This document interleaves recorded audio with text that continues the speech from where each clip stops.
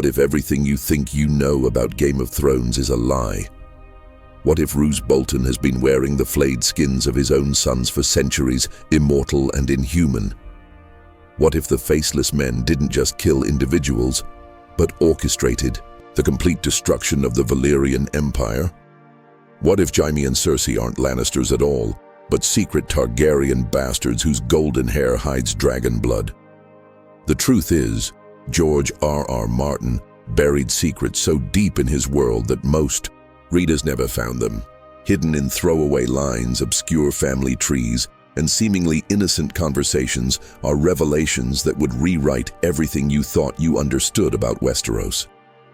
These aren't just theories, they're archaeological excavations of a master storyteller's deepest mysteries.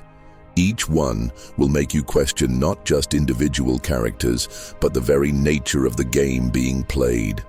By the time you finish, you'll realize the Iron Throne was never the real prize. The true game is far older, far stranger, and far more terrifying than anyone imagined. Theory 1. Bolt from the Blue. The ageless horror of House Bolton. The nightmare made flesh. Roose Bolton is not merely a cruel lord, but an ancient, possibly other-linked immortal being who prolongs his existence by flaying and wearing the skins of his male descendants, particularly those who share his unnervingly pale eyes. This bolt-on theory explains his ageless appearance, his chilling demeanor, and his peculiar interest in Ramsay's eyes. Deep in the bowels of the Dreadfort, where screams echo through stone corridors and the stench of death permeates every shadow, lies a secret so horrifying that it would drive lesser men to madness. The flayed man on the banner of House Bolton is more than a symbol of terror. It may be a literal depiction of their dark secret, a grotesque family tradition that spans millennia. Lord Roose Bolton stands as one of the most unsettling figures in all of Westeros, and not merely because of his house's reputation for torture and cruelty. There's something fundamentally wrong with the man himself, something that goes beyond mere sadism into the realm of the supernatural. Those who encounter him speak of an unnatural stillness, as if he were a statue given breath. His voice never rises above a whisper, yet it cuts through the loudest din like a blade through silk. Most disturbing of all is his appearance. A man, supposedly past his 40th year, yet bearing scarce a line to mark the passage of time. His skin remains smooth, his hair untouched by gray, and his movements possess the fluid grace of someone decades younger. But it's his eyes that truly unnerve. Those brave enough to meet his gaze, pale as winter ice, cold as a tomb, they seem to hold depths that no mortal man should possess.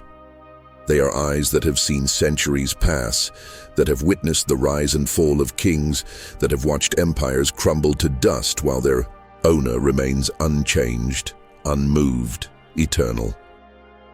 The bolt-on theory proposes a horrifying explanation for these anomalies. Roose is not a mortal man in any conventional sense. He is something far older, far more terrible, an ancient entity, possibly linked to the others or some other dark power from the dawn of time that has learned to perpetuate its existence through the most grotesque means imaginable. This creature sustains itself by periodically transferring its consciousness, its very essence, into a new host body. And the method of this transfer is the Boltons' ancestral practice of flaying, by skinning a chosen male heir and literally wearing their skin. The entity assumes a new identity and continues its unholy reign. Consider the evidence that supports this chilling possibility. The Bolton practice of flaying is not merely a form of torture or execution. It's a refined art, passed down through generations with meticulous care. The Boltons have perfected techniques for removing human skin intact, preserving it, and even wearing it. What was once dismissed as simple cruelty now takes on a far more sinister dimension when viewed through this lens. Every flayed man represents not just a victim, but a potential new identity, a fresh vessel for an ancient consciousness. Rose's relationship with his bastard son Ramsay becomes particularly disturbing when examined through this theory. He once made a peculiar statement about sparing the infant Ramsay upon seeing his eyes, but perhaps what he saw was not just familial resemblance, but the potential for a suitable future vessel. Those pale, cold eyes that mark both father and son might be more than genetic inheritance. They could be a sign of compatibility, a marker that indicates whether a body can successfully house the ancient entity. The mysterious death of Rose's true-born son, Domeric Bolton, takes on new meaning in this context. Domeric was described as a promising young man, skilled in arms and letters, beloved by many. Yet he died suddenly and inexplicably after returning from the capital. Perhaps his death was not the result of Ramsay's jealousy, as is commonly believed, but rather Domeric's failure to possess the necessary qualities, the pale eyes, the cold disposition that would make him a suitable host. In this horrifying scenario, Domeric's warm personality and kind nature marked him as incompatible with the ancient evil that requires a vessel as cold and merciless as itself. Rose's claim that frequent leechings are the secret of a long life might not be the medical advice it appears to be, but rather a ritualistic practice designed to maintain his current form. The constant drainage of blood could be a way of preventing the host body from aging naturally, or perhaps it's necessary to maintain the supernatural bond between the entity and its vessel. The leeches themselves might be more than simple medical tools. They could be conduits for dark magic, drawing out not just blood, but the very life force that keeps mortal flesh young and supple. The most chilling aspect of this theory lies in Rose's casual pronouncement about the future. Ramsay will undoubtedly kill any sons born to Fat Walder, and that's for the best. I will not live long enough to see new sons to manhood. On the surface, this seems like pragmatic acceptance of his bastard's violent nature. But viewed through the lens of the bolt-on theory, it becomes something far more sinister. Rose doesn't need other heirs because Ramsay has already been selected, groomed and prepared as the next Rouse. The current vessel is beginning to wear out, and it's time to prepare for the transfer to a new one. The ritual itself would be unspeakably horrific. Picture the scene. In the deepest chambers of the Dreadfort, lit only by flickering torches that cast dancing shadows on walls stained with centuries of blood, the ancient entity prepares to shed its current skin like a snake. Ramsay, perhaps, drugged or bound, lies helpless as his father, or the thing wearing his father's face begins the delicate process of flaying him alive. But this is no ordinary torture session. Every cut is precise, every strip of skin carefully preserved. The goal is not death, but transformation. As Ramsay's skin is slowly, methodically removed, the entity begins its own terrible metamorphosis. The old flesh falls away like discarded clothing, revealing something that should not exist in the natural world. Then comes the most horrifying moment of all. The ancient consciousness, freed from its dying vessel, slides into Ramsay's flayed body like a hand into a glove.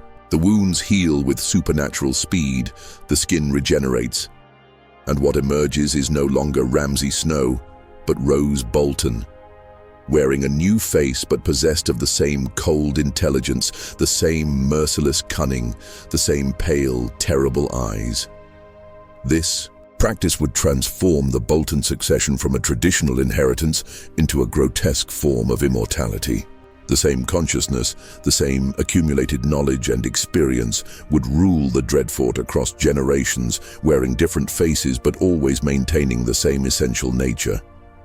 Each Rose Bolton would be both father and son, predator and heir, an endless cycle of death and rebirth that mocks the natural order. The implications extend beyond mere horror into the political and magical landscape of Westeros. If the Boltons are indeed harboring such an entity, it would explain their ancient bitter enmity with House Stark. The Starks, as servants of the old gods and wardens of the North, would be naturally attuned to detecting such abominations. Their ancestors' struggles against the Boltons wouldn't just be political conflicts, but a deeper, more fundamental battle between the natural order and supernatural corruption. The entity masquerading as Roose Bolton might even have connections to the others themselves. The pale eyes, the unnatural cold that seems to emanate from his very being, the way he seems to glide rather than walk, all of these could be signs of other influence or corruption. Perhaps the original Roose Bolton, centuries ago, made some terrible pact with the icy beings beyond the wall, trading his humanity for immortality and power. This would make the current conflict between the Starks and Boltons not just a matter of political revenge, but a cosmic struggle between forces of life and death, warmth and cold, humanity and the alien hunger that seeks to devour it. When Jon Snow eventually faces down this ancient evil, as he surely must, he won't just be fighting a traitor or a usurper, but something that has festered in the North like a cancer for thousands of years, waiting for its moment to spread its corruption across the realm. The Bolton theory transforms House Bolton from mere villains into something far more terrifying. A malevolent force that has been playing the long game for millennia, patient as ice, cold as death, and utterly inhuman in its pursuit of power and survival. Theory 2. Valeria's Echo, the Faceless Men's Vengeance and the Doom, the ultimate gift of death. The doom of Valyria was not a natural disaster or mere magical miscalculation, but a meticulously orchestrated act of mass assassination by the nascent, faceless men, a gift of death delivered to the Valyrian dragon lords and their fire mages in retribution for the horrors of the slave mines. This act was the ultimate expression of their god of death's will. In the deepest, most sweltering tunnels beneath the 14 Flames, where the very air burned lungs and the heat could melt flesh from bone, a god was born from suffering. Not a god of light or love, but a deity of mercy in its most terrible form, the many-faced god of death. And in those hellish depths, as slaves prayed for release in a dozen different tongues to a dozen different gods, the first faceless men heard a universal truth: that all gods, regardless of name or form, are ultimately one when they grant the final mercy of death. The cataclysm known as the Doom of Valyria shattered more than just an empire. It reshaped the very balance of power in the known world. For 4 centuries, historians and maesters have attributed this catastrophe to volcanic fury or sorcery gone awry. They speak of the hubris of dragon lords, of magical experiments pushed too far, of the natural instability of a civilization built, literally on fire and blood. But what if they're wrong? What if the doom wasn't an accident at all, but the culmination of the most audacious assassination plot in human history? The truth may lie not in the towers of old Valyria, but in the humid, plague-ridden channels of Braavos, in the House of Black and White, where the faceless men practice their dark arts. Their origin story, as told by the kindly man to Arya Stark, speaks of the first assassin arising from the slave mines beneath the 14 Flames. But this tale, horrific as it is, may only scratch the surface of a far grander and more terrible design. Picture those mines in their full, nightmarish glory, vast underground labyrinths carved into the living rock beneath active volcanoes, where tens of thousands of slaves toiled in conditions that would kill most men within days. The heat was beyond human endurance, the air thick with sulfurous vapors that seared the throat and lungs. Men, women, and children from every corner of the known world were thrown into this inferno to mine the precious materials that fueled Valyrian sorcery. They came from Gis and Slaver's Bay, from the Summer Isles and the Shadowlands beyond Ashai, from Sothorios and the Thousand Islands. a babel of suffering humanity united only in their desperate prayers for release. In this crucible of agony, the first faceless man understood a profound truth, that death was not an enemy to be feared, but a friend to be embraced. The gift he began to offer, first to his fellow slaves, then eventually to their masters, was marketed as mercy, but it was really something far more revolutionary. It was the seeds of a religion that would grow to challenge the very foundations of the slave-based economy that sustained Valeria's might. But here's where the traditional understanding falls short. The Faceless Men didn't simply evolve from a handful of freed slaves into a mysterious death cult. They became something far more organized, far more purposeful, and infinitely more dangerous. As their numbers grew and their skills developed, they began to see the bigger picture, that the suffering in the mines was not an unfortunate byproduct of Valerian civilization, but its very foundation. The dragons, the magic, the legendary wealth and power, all of it was built on an industrial-scale system of human misery that demanded not just individual mercy killings, but systematic destruction. The fire mages of Old Valyria were the keystone of this entire system. These sorcerers didn't just command dragons or forge Valyrian steel, they maintained the delicate magical balance that kept the 14 flames stable enough to be worked.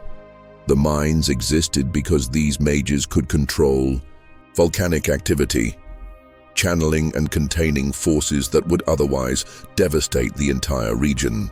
Without them, the carefully managed eruptions that made the mines profitable would become uncontrolled cataclysms. This is where the Faceless Men saw their opportunity for the ultimate gift. Not just individual deaths, but the death of an entire civilization built on suffering.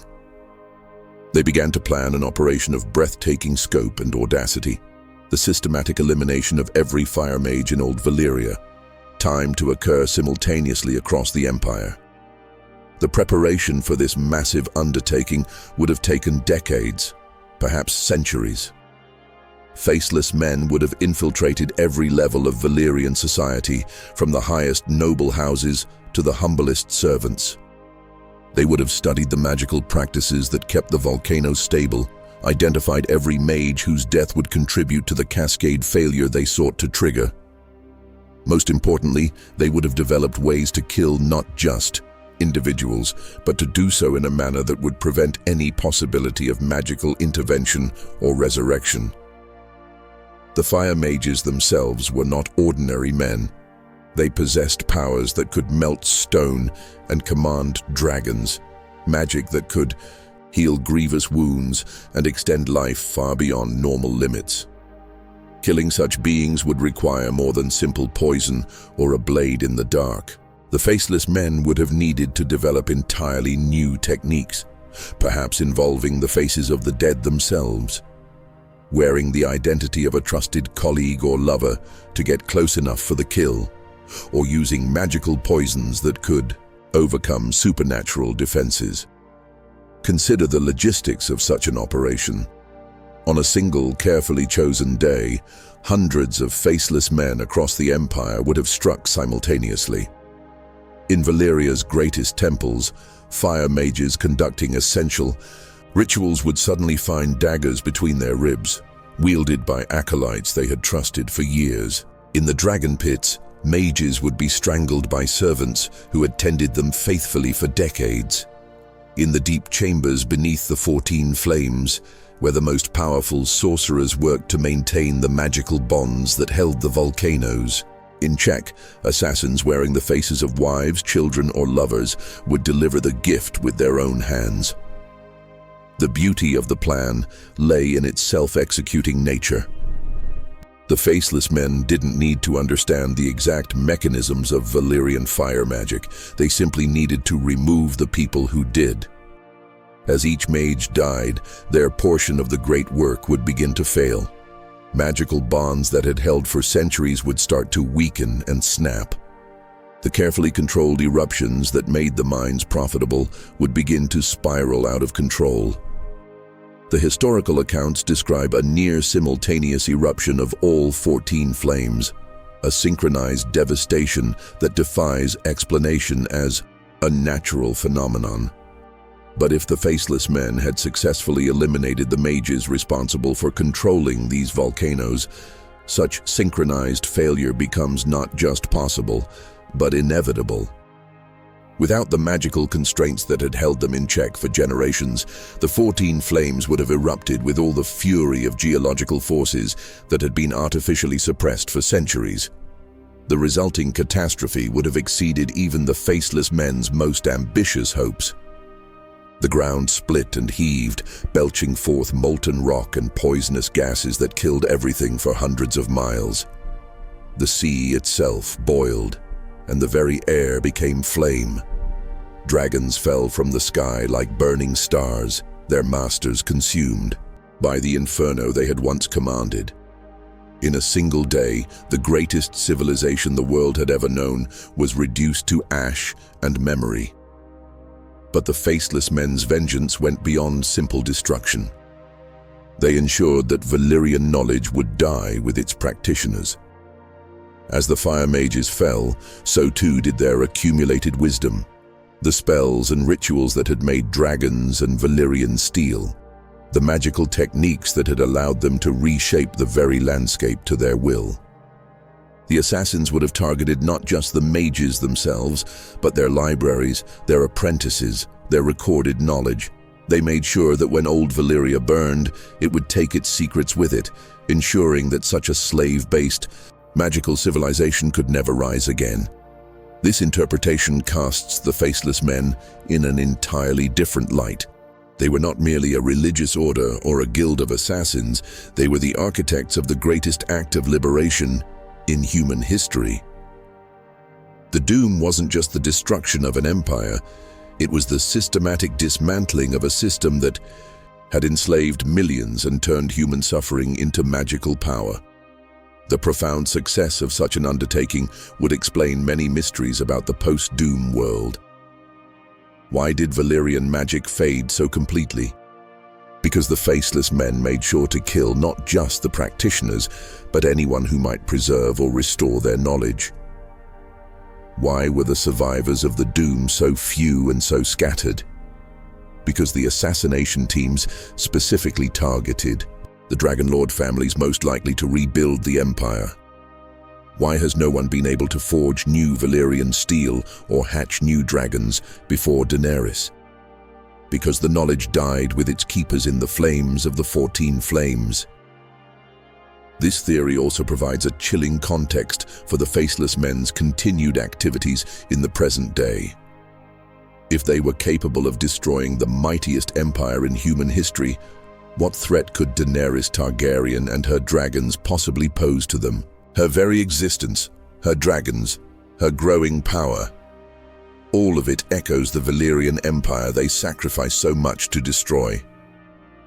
From their perspective, she might represent not a queen to be served or feared, but an existential threat that must be eliminated before she can rebuild what they tore down.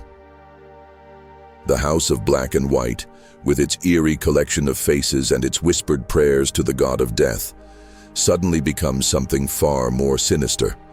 A monument to genocide, a shrine built on the ashes of an entire civilization, and the Faceless Men themselves are revealed not as mysterious servants of death, but as the most successful revolutionaries in history, patient architects of destruction who proved that even the mightiest empire is vulnerable to those willing to pay the ultimate price for freedom.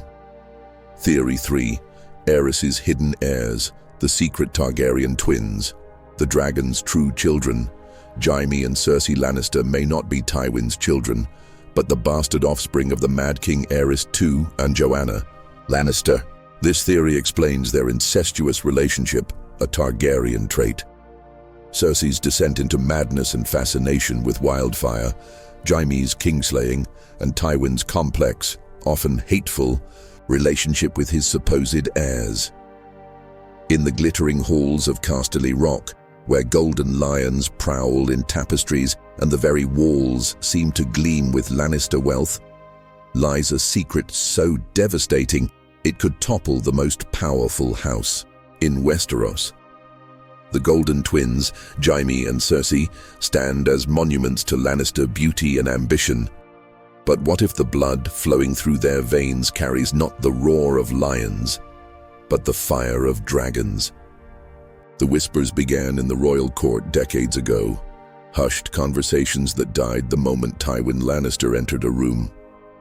They spoke of King Aerys II, Targaryen's inappropriate fascination with Tywin's wife, the beautiful Joanna Lannister. These were not mere courtly compliments or the harmless flirtations common among the nobility. They were something darker, more obsessive, more dangerous. Joanna Lannister was a woman of extraordinary beauty, with the golden hair and green eyes that marked her as a true daughter of the Rock. But she was also intelligent, witty, and possessed of a warmth that drew people to her like moths to flame. Among those drawn to her light was the young Prince Aerys, heir to the Iron Throne, and already showing the first signs of the madness that would one day consume him. The relationship between Aerys and Joanna predated her marriage to Tywin by several years. As children of the highest nobility, they moved in the same circles, attended the same functions, shared the same privileged world of the royal court. But where others saw merely friendship or innocent attraction, darker possibilities lurked. Aerys was known even then for his mercurial temperament, his tendency toward obsession, his inability to accept denial or disappointment gracefully. When Joanna wed Tywin Lannister in a ceremony that united two of the realm's most powerful houses, Aerys's reaction was telling. Rather than offering gracious congratulations to his hand and childhood friend, the king made a scene at the wedding feast itself. During the bedding ceremony, a raucous tradition where wedding guests escort the bride and groom to their marriage bed, Aerys took what were described as unwanted liberties with the new bride. The exact nature of these liberties was never specified, but they were serious enough to cause a permanent rift between the king and his hand. Tywin Lannister was not a man to suffer insults lightly, especially insults to his family. His cold fury at Aerys's behavior became the stuff of legend, and many historians mark that wedding night as the beginning of the slow dissolution of their friendship. But what if the insult went even deeper than public humiliation? What if Aerys's liberties were not just inappropriate touches, but something that would have consequences 9 months later? The timeline of the twins' conception becomes crucial here. Joanna gave birth to Jaime and Cersei in 266 AC, which means they were conceived sometime in late 265 or early 266. During this period, Joanna was frequently at court in King's Landing, serving as one of Queen Rhaella's companions. This gave Aerys numerous opportunities to pursue his obsession, and given his position as king, who would dare to stop him? Who would even dare to speak of it afterward? The physical evidence, while not conclusive, is suggestive. The Lannister golden hair could easily have come from Joanna herself, making it meaningless as proof of paternity. More telling are the behavioral traits that mark the twins throughout their lives. The Targaryen dynasty is infamous for two defining characteristics: sibling incest and the hereditary madness that strikes their bloodline with devastating regularity. Jaime and Cersei's incestuous relationship is not merely scandalous, it's obsessive, all-consuming, and utterly central to their identities. From childhood, they were inseparable in ways that went far beyond normal sibling bonds. They experimented sexually at an age when most children barely understand such concepts, and they continued their relationship into adulthood with a passion that destroyed marriages, started wars, and ultimately brought down kingdoms. This is not the casual cruelty or political expedience of typical noble families. This is the deep, instinctive pull that has driven Targaryens to marry brother to sister for 3 centuries. The twins don't just happen to be attracted to each other. They seem incapable of forming meaningful romantic attachments to anyone else. Jaime's complete disinterest in other women, despite being one of the most desired men in the realm, mirrors the Targaryen tendency toward obsessive devotion to family members. But it's Cersei who provides the most compelling evidence for Targaryen heritage. Her descent into paranoia, her increasing cruelty, her fascination with wildfire as a solution to her problems, all of these echo the madness of her potential father. Aerys II's reign was marked by escalating paranoia, seeing enemies and conspiracies everywhere, trusting no one, and ultimately planning to burn King's Landing to ash rather than allow his enemies to claim it. Cersei's arc follows this pattern, almost exactly, culminating in her own use of wildfire to destroy the Sept of Baelor and everyone in it. The progression is eerily familiar to anyone who has studied Targaryen history. It begins with pride and ambition, perfectly reasonable traits for a queen. But gradually, the paranoia creeps in. Enemies multiply in her mind until she can trust no one, not even her own family. Every slight becomes a mortal insult. Every setback, evidence of vast conspiracies, and when cornered, when faced with defeat or humiliation, the fire calls to her. The same fire that called to her potential father, the same fire that has been the Targaryen answer to every problem for 3 centuries. Jaime's character arc, viewed through this lens, becomes even more tragic and complex. If he is indeed Aerys's son, then his most defining moment, the killing of the Mad King, transforms from mere kingslaying into patricide of the most horrible sort. The boy who broke his sacred vows and earned eternal infamy did so to save a city full of innocents from his own father's madness. The weight of that knowledge, conscious or unconscious, could explain much about Jaime's cynicism and self-loathing in later years. Consider also Aerys's decision to name Jaime to the Kingsguard, a move that seemed calculated to wound Tywin Lannister. The king took Tywin's heir, his pride and joy, and bound him to a life of celibacy and service, ensuring that the Lannister line would pass to the dwarf Tyrion. But what if this wasn't just spite? What if Aerys was claiming his own son, ensuring that his unacknowledged bastard would remain close to him, unable to inherit Casterly Rock and become a rival power? The psychological impact on Tywin becomes particularly poignant when viewed through this theory.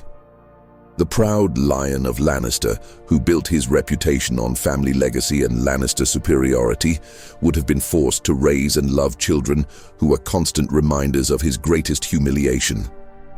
Every time he looked at the twins, he would see not his own legacy, but evidence of his wife's violation and his own powerlessness to prevent it. This would explain the complex, often contradictory nature of Tywin's relationships with his children.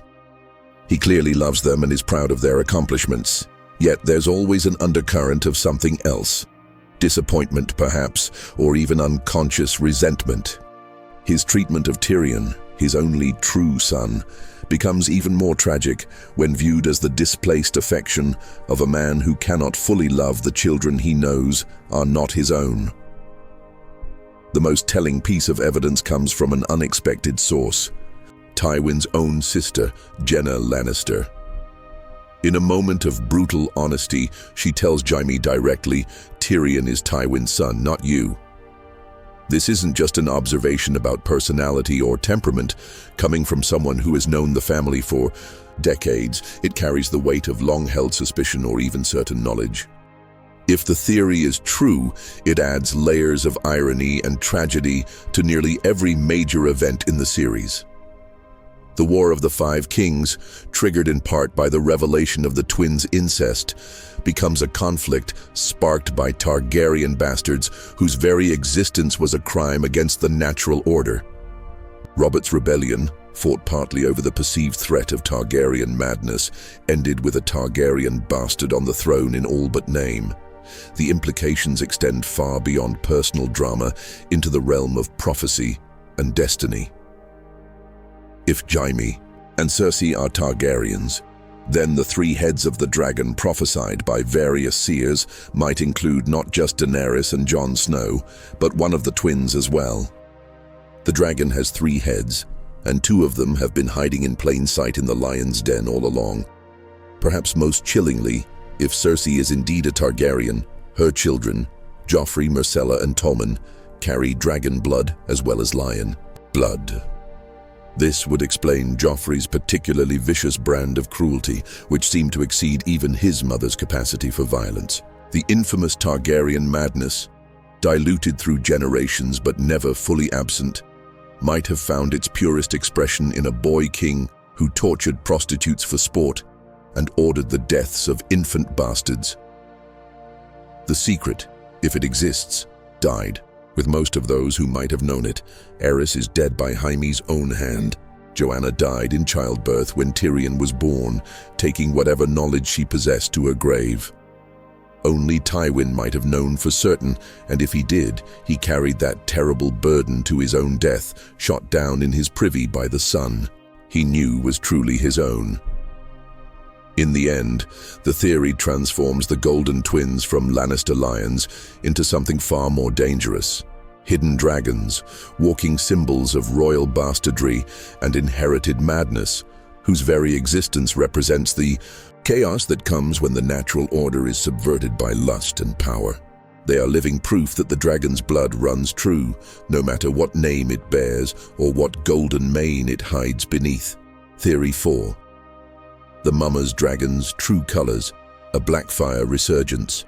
The perfect pretender, young Griff, Aegon Targaryen, is not the true son of Rhaegar and Elia, but a Blackfyre descendant, meticulously groomed by Varys and Illyrio Mopatis to reclaim the Iron Throne. This deception, the Mummer's Dragon, aims to fulfill the Golden Company's original purpose and install a Blackfyre, possibly Illyrio's own son, as king. In the swaying cabin of a pole boat drifting down the Rhoyne, a young man with silver gold hair and violet eyes practices the art of kingship under the watchful gaze of his tutors.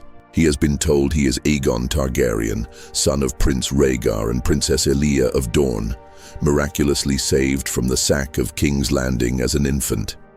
He believes this story with the fervent faith of youth, just as he believes in the righteousness of his cause and the loyalty of those who serve him. But beliefs, no matter how sincerely held, do not always align with truth. The tale of young Griff's survival reads like something from a mummer's play. A dramatic last-minute rescue, a baby prince spirited away while a substitute child dies in his place.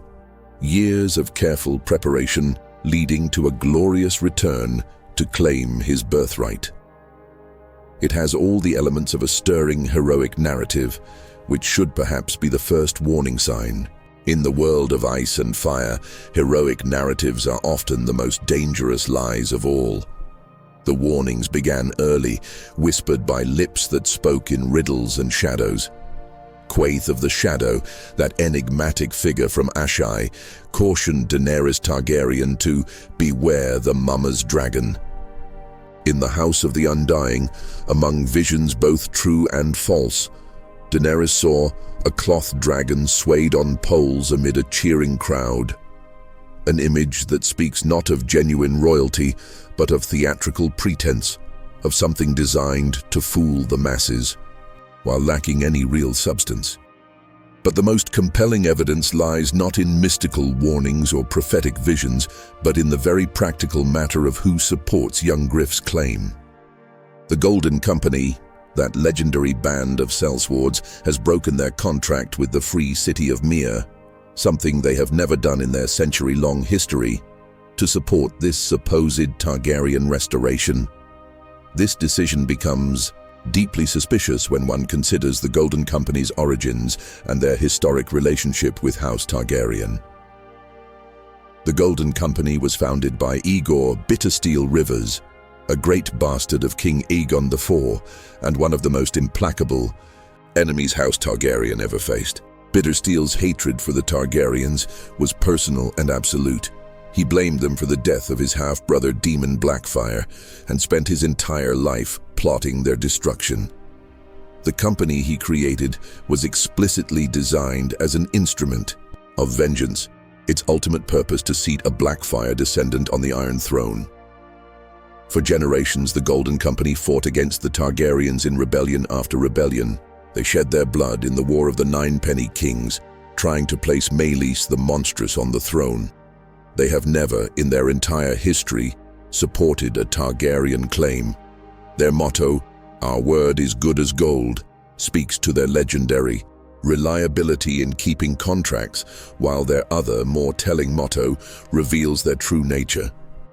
Beneath the gold, the bitter steel. Yet suddenly, they abandon a lucrative contract to support what they claim is a Targaryen restoration. The explanation offered by Illyrio Mopatis: black or red, a dragon is still a dragon, rings hollow when set against a century of Blackfire loyalty. These are not men who would casually abandon their foundational purpose for vague notions of dragon restoration.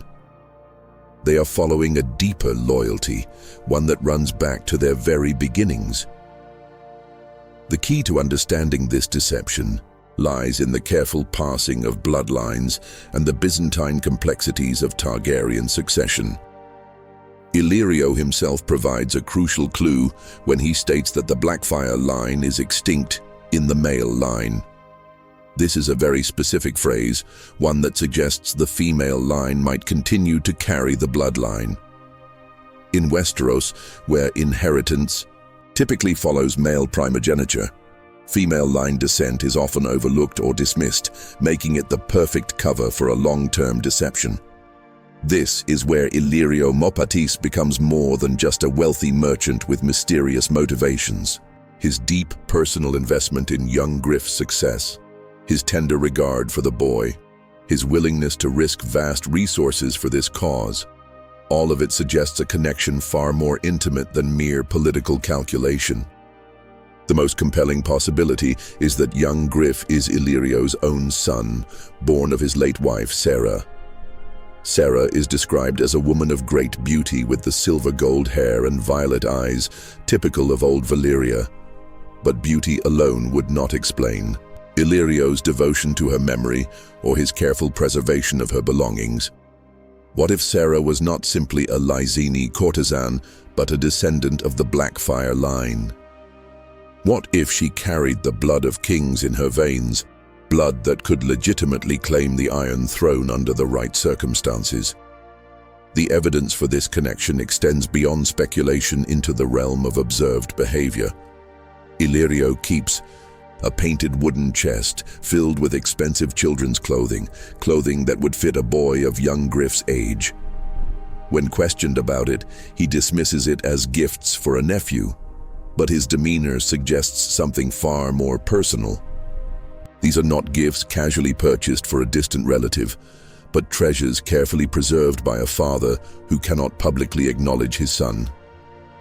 The plan, viewed through this lens, becomes a masterwork of political manipulation spanning decades. Rather than attempt another doomed military rebellion, the Blackfire loyalists chose a path of subterfuge and infiltration. They would place their candidate not in opposition to Targaryen legitimacy, but wrapped in it, disguised as the very thing they sought to overthrow. Varys the Spider emerges as a key architect of this deception. His actions during the reign of Aerys II, previously seen as simple survival or political opportunism, take on new meaning when viewed as part of a long-term Blackfire restoration plot. His subtle poisoning of the king's mind against Prince Rhaegar, his failure to prevent various crises that weakened the dynasty, his convenient absence during critical moments, all of it could be explained as sabotage from within. The beauty of the plan lies in its audacity. Instead of trying to prove a Blackfire claim, difficult after generations of exile and intermarriage, they would simply steal a Targaryen identity. Young Griff doesn't need to prove he's a Blackfire because everyone believes he's a Targaryen. The historical enemies of his house are now his greatest supporters, and they support him precisely because they know the truth of his heritage. The timing of the revelation becomes crucial to the plan's success. Young Griff appears on the scene at the perfect moment. after the death of most Targaryens, but before Daenerys can consolidate her own claim. He offers the realm stability and legitimacy without the complications of dragons or foreign armies. He is the Targaryen restoration that doesn't threaten the existing power structure, the king who can unite the realm without burning it. But the deception carries its own seeds of destruction. The Golden Company's support, while militarily valuable, is also a glaring tell to anyone who understands their history. Their sudden conversion to Targaryen loyalism is like a signature on the forgery, a clear sign that something is not as it appears. Tyrion Lannister, with his keen understanding of politics and history, quickly grasps the implications of their involvement. The prophetic warnings take on new urgency when viewed through this lens. A mummer's dragon is not just false, it's dangerous precisely because it appears so convincing. The cloth dragon swaying before a cheering crowd represents the power of illusion, the way a skilled performance can move masses even when it lacks substance. Young Griff may believe in his own legitimacy, but belief does not make truth. The ultimate irony lies in the possibility that this carefully crafted deception might actually work. Young Griff has been raised and educated as a king. He possesses the physical appearance, the regal bearing, and the political skills necessary for rulership. If he successfully claims the throne, does it matter whether his blood is black or red? In a world where power comes from the acceptance of legitimacy rather than its inherent truth, a convincing lie might be more valuable than an inconvenient reality. The Blackfyre restoration, if successful, would represent the ultimate victory of patience over passion, planning over proclamation. Where 5 previous Blackfyre pretenders failed through open rebellion, the 6th would succeed through masterful subterfuge. They would not overthrow the Targaryen dynasty. They would become it, hiding their true nature beneath borrowed colors until the time comes to reveal their bitter steel beneath the gold. In the end, young Griff represents more than just another claimant to the Iron Throne. He is the embodiment of a century-old grudge, a living symbol of how the past never truly dies, but merely waits for its moment to rise again. Whether he succeeds or fails, his very existence proves that in the Game of Thrones, the most dangerous enemies are often those who convince you they are friends. Theory 5. Bloodraven's silent war, the Whispering Weirwoods, the last Greenseers. Grand design, Brynden Rivers, the three-eyed crow, isn't merely observing the past. He's actively manipulating events through the Weirwood network, grooming Bran Stark not just as a successor, but as a key player in a centuries-old game to install a Green Seer-influenced ruler on the Iron Throne, potentially Jon Snow. This plan seeks to merge magical oversight with political power, echoing the age of Green Seer kings. In the deepest caverns beneath the haunted forest, where roots older than memory intertwine with human bone, and the boundary between flesh and wood has long since dissolved, sits a figure that should not exist. Brynden Rivers, once known as Lord Bloodraven, one-time Hand of the King and bastard son of Aegon IV, has transcended the normal limitations of human life through means that blur the line between miracle and abomination. His physical form has become part of the great weirwood that shelters him, roots threading through his body like veins, bark growing over skin that has forgotten the touch of sunlight. But his mind, his cunning, ambitious, utterly ruthless mind, remains sharp as the day he first took up the crown of the three-eyed crow. For decades, the accepted understanding has been that Bloodraven serves as a mystical guardian, a watchman, whose consciousness spans the millennia through the Weirwood network, observing the flow of history and occasionally offering cryptic guidance to those blessed with the sight. But this interpretation fundamentally underestimates the man who once controlled the most extensive spy network in Westerosi history, who played the Game of Thrones with unmatched skill, and who never, in all his long life, settled for the role of passive observer. The truth is far more ambitious and terrifying. Bloodraven isn't just watching history unfold, he's writing it. Through the vast network of weirwood trees that span Westeros, he has been subtly influencing events for generations, nudging here, whispering there, always working toward a singular goal that would make his previous political machinations seem like child's games. He seeks nothing less than the complete transformation of Westerosi governance, the installation of a ruler who would be guided or controlled by the ancient wisdom of the old gods as interpreted through his own consciousness. This plan represents the culmination of understanding gained through decades of political experience and centuries of mystical insight. Bloodraven lived through the chaos of the Blackfire rebellions, witnessed the rise and fall of kings, observed the endless cycle of war and destruction that plagued the Seven Kingdoms. As a mortal man, he tried to impose order through conventional means, spies, assassinations, political maneuvering. But mortal tools have mortal limitations, and mortal solutions create mortal problems. Now, merged with the Weirwood network and possessed of supernatural longevity, he has conceived a solution that operates on a far grander scale. Rather than trying to control individual rulers who will inevitably die and be replaced, he seeks to establish a new paradigm entirely. A system where the ruler is advised by an immortal consciousness that has access to the memories and wisdom of millennia. The key to this plan lies in understanding what the Weirwood network truly represents. These trees are more than mystical conduits or repositories of memory. They are the remaining fragments of a vast organic computer system created by the Children of the Forest in their war against the First Men. Through these trees, the children could observe events across vast distances, communicate instantaneously, and coordinate their resistance efforts. When the peace was finally made, this network became a tool of cooperation rather than warfare, allowing the children to guide and advise the First Men kings who ruled under the old gods. Bloodraven has not just tapped into this network, he has become its primary operator, its living interface between the mystical and the mundane.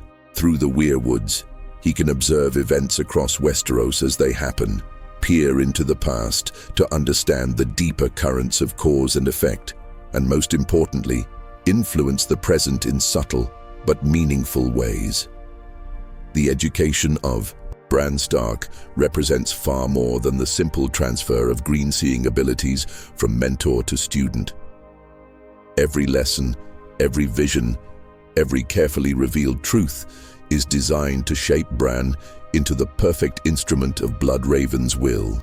The boy who once dreamed of knighthood and glory is being methodically transformed into something unprecedented. A human Weirwood hybrid who retains enough humanity to understand and navigate political realities, but possesses enough mystical power to transcend the normal limitations of mortal rulership. But Bran himself is not the end goal. He is the means to an end. The true target of Bloodraven's machinations is Jon Snow, whose unique heritage makes him the ideal candidate for this new form of governance.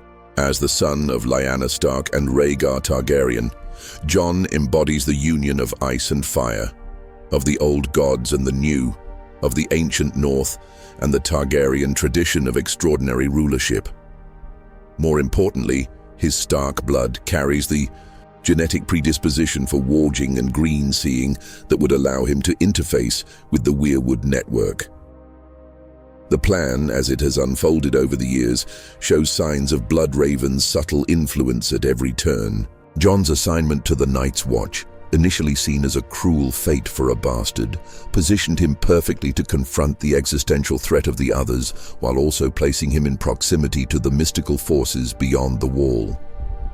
His rapid rise through the ranks of the Watch, his transformation from sullen bastard to capable leader, his growing understanding of the larger threats facing humanity, all of this has been carefully orchestrated to prepare him for a role far greater than Lord Commander. The timing of various revelations and discoveries in Jon's story shows signs of careful coordination.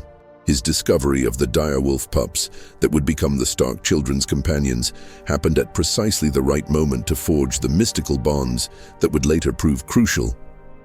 His encounters with key figures like Maester Aemon, Sam Tarly, and Stannis Baratheon have provided him with exactly the knowledge and connections he would need for future leadership.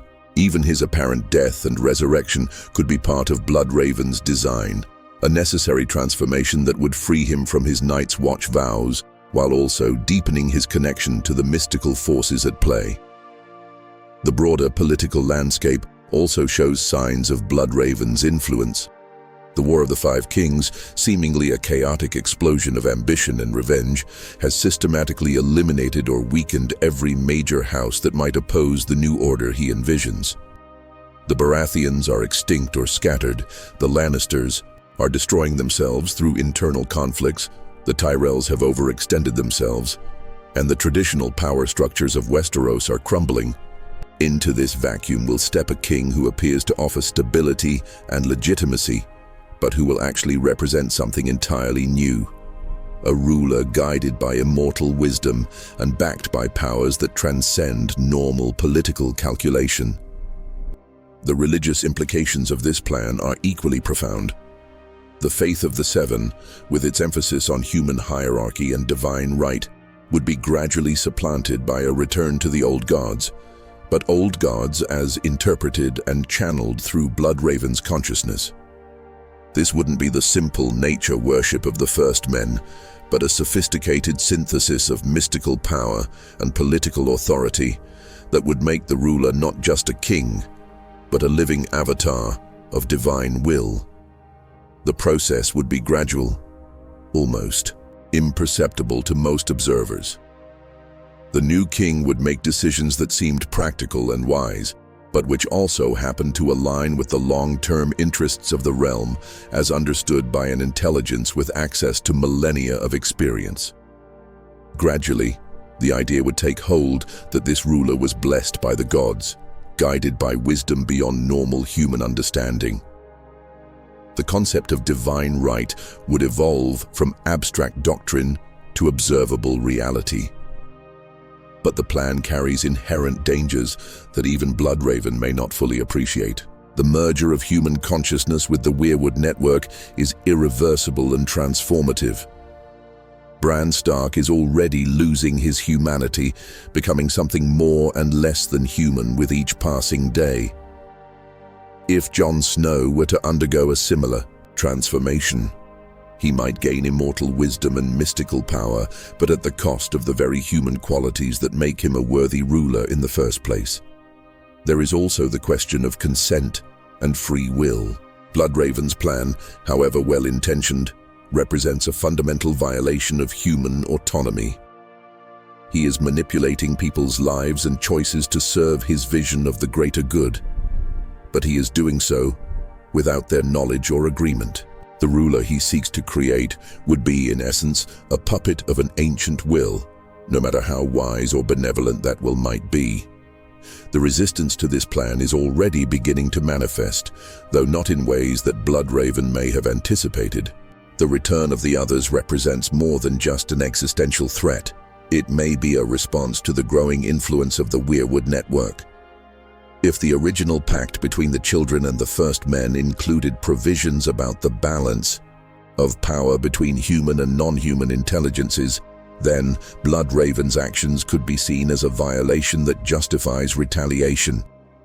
Similarly, the resurgence of other forms of magic, dragons, shadow bindings, resurrection prophecy, suggests that the world itself is responding to the growing dominance of any single mystical force. The Game of Thrones is becoming a game of gods, with different forms of power competing for dominance over the future of humanity. Ultimately, Bloodraven's silent war represents perhaps the most ambitious political conspiracy in human history. Nothing less than the transformation of human governance through the application of supernatural power. Whether this transformation would be beneficial or catastrophic remains to be seen, but one thing is certain.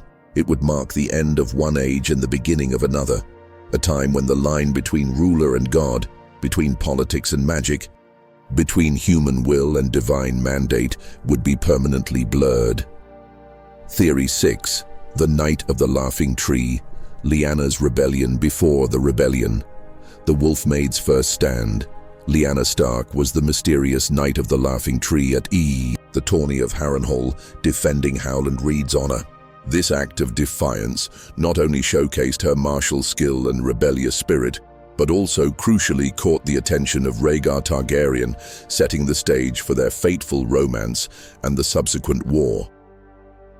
The tourney at Harrenhal stands as one of the most consequential gatherings in Westerosi history, a glittering spectacle that would ultimately serve as the catalyst for a war that would reshape the Seven Kingdoms. Yet among all the grand pageantry, the political maneuvering, and the displays of martial prowess, one mystery has endured through the decades: the identity of the Knight of the Laughing Tree, a small, skilled warrior who appeared for a single day, defended the honor of a Crannogman, and then vanished as mysteriously as they had arrived. The official accounts speak of a knight of modest stature, clad in ill-fitting armor that seemed cobbled together from multiple sources. Their shield bore the distinctive device of a white weirwood tree with a laughing red face, a symbol that spoke to the old gods and the ancient ways of the North. This mysterious warrior appeared when Howland Reed, the young lord of Greywater, watch was set upon by 3 squires who mocked his Crannogman heritage and his small stature. The Knight of the Laughing Tree championed Reed's cause, defeating the squires' masters in the lists and demanding they chastise their charges for their discourtesy. But this knight was more than just a champion of the downtrodden. Their very existence represented an act of profound defiance against the established order, a challenge to the rigid social hierarchies that governed Westerosi society. Knights were supposed to be known quantities, highborn men who had earned their spurs through years of training and proven valor. The appearance of an anonymous warrior violated these conventions and made King Aerys II paranoid about hidden enemies and secret conspiracies. The most compelling candidate for this mysterious figure is Lyanna Stark, the Wolfmaid whose beauty and fierce spirit would soon captivate a prince and spark a rebellion. The evidence, while circumstantial, forms a compelling pattern that reveals not just the identity of the knight, but the deeper currents of character and destiny that would shape the realm's future. Lyanna had witnessed Howland Reed's humiliation firsthand. She had seen the Crannogman mocked and bullied, and she had intervened with characteristic fire, driving off the squires with a tourney sword. This moment reveals everything essential about her character: her instinctive defense of the weak, her disregard for social conventions when justice was at stake, and her willingness to take action when others would merely observe. The practical aspects of her assuming the knightly disguise become more plausible when examined closely. Lyanna was renowned for her riding skills. Ned Stark called her half a centaur for her ability with horses. In a world where horsemanship was the foundation of knightly combat, this skill would have been essential for anyone hoping to compete in the lists. While she lacked formal training with lance and sword, the 3 knights she faced were not described as particularly formidable champions. They were masters to squires who bullied Crannogmen, likely men of modest skill who could be defeated by superior riding ability and determination. The ill-fitting armor poses no insurmountable obstacle for a determined young woman with loyal family members. Benjen Stark, Lyanna's younger brother, would have been present at the tourney and could easily have helped procure the necessary equipment. As a member of a great house, Benjen would have had access to spare armor and weapons, and his loyalty to his sister was absolute. The mismatched nature of the armor actually supports this theory. It would have been assembled quickly from whatever pieces were available, rather than fitted properly for its wearer. But beyond the practical considerations lies something far more significant: the symbolic weight of the laughing weirwood on the knight's shield. This was not a randomly chosen device, but a deliberate statement about identity and allegiance. The weirwood connected the night to the old gods and the ancient ways of the north, while the laughing face suggested someone who found joy in defying convention and challenging authority. For Lyanna Stark, raised in the traditions of the old gods and possessed of the legendary wolf blood that marked her lineage, such a symbol would have been deeply meaningful. The gendered implications of this act cannot be overlooked. In assuming knightly disguise, Lyanna was not just protecting Howland Reed, she was asserting her own agency in a world that sought to limit women to passive roles. The very act of entering the lists as a mystery knight was a form of rebellion against the social constraints that would soon force her into an unwanted marriage with Robert Baratheon. She was proving to herself, and to any who might discover her secret, that she was capable of far more than the traditional roles of wife and mother. The timing of this revelation becomes crucial when considering its impact on Prince Rhaegar Targaryen. King Aerys, ever paranoid about threats to his reign, had commanded his son to unmask the Knight of the Laughing Tree. Rhaegar publicly reported finding only the knight's abandoned shield, but most observers believed he had discovered the knight's true identity. If that identity was Lyanna Stark, the encounter would have revealed aspects of her character that no formal introduction could have conveyed. Imagine the impact on the melancholy prince, a young woman of extraordinary beauty who possessed the courage to risk everything for a stranger's honor, the skill to best trained knights in combat, and the wit to vanish without claiming credit for her victory. This was not the pampered court beauty Rhaegar was accustomed to, but something far rarer and more compelling. A woman who combined physical beauty with moral courage and practical capability. The psychological profile revealed by the Knight of the Laughing Tree incident would have been irresistible to a man like Rhaegar. Here was someone who shared his own sense of duty and honor, but who expressed it through action rather than brooding contemplation. Where Rhaegar was trapped by his royal obligations and his obsession with prophecy, Lyanna had demonstrated the freedom to act according to her conscience, regardless of social expectations. This encounter provides the missing emotional foundation for what would follow. When Rhaegar crowned Lyanna as the Queen of Love and Beauty, passing over his own wife in the process, he was not making a casual romantic gesture. He was acknowledging someone who had already proven herself worthy of the crown through deeds rather than birth.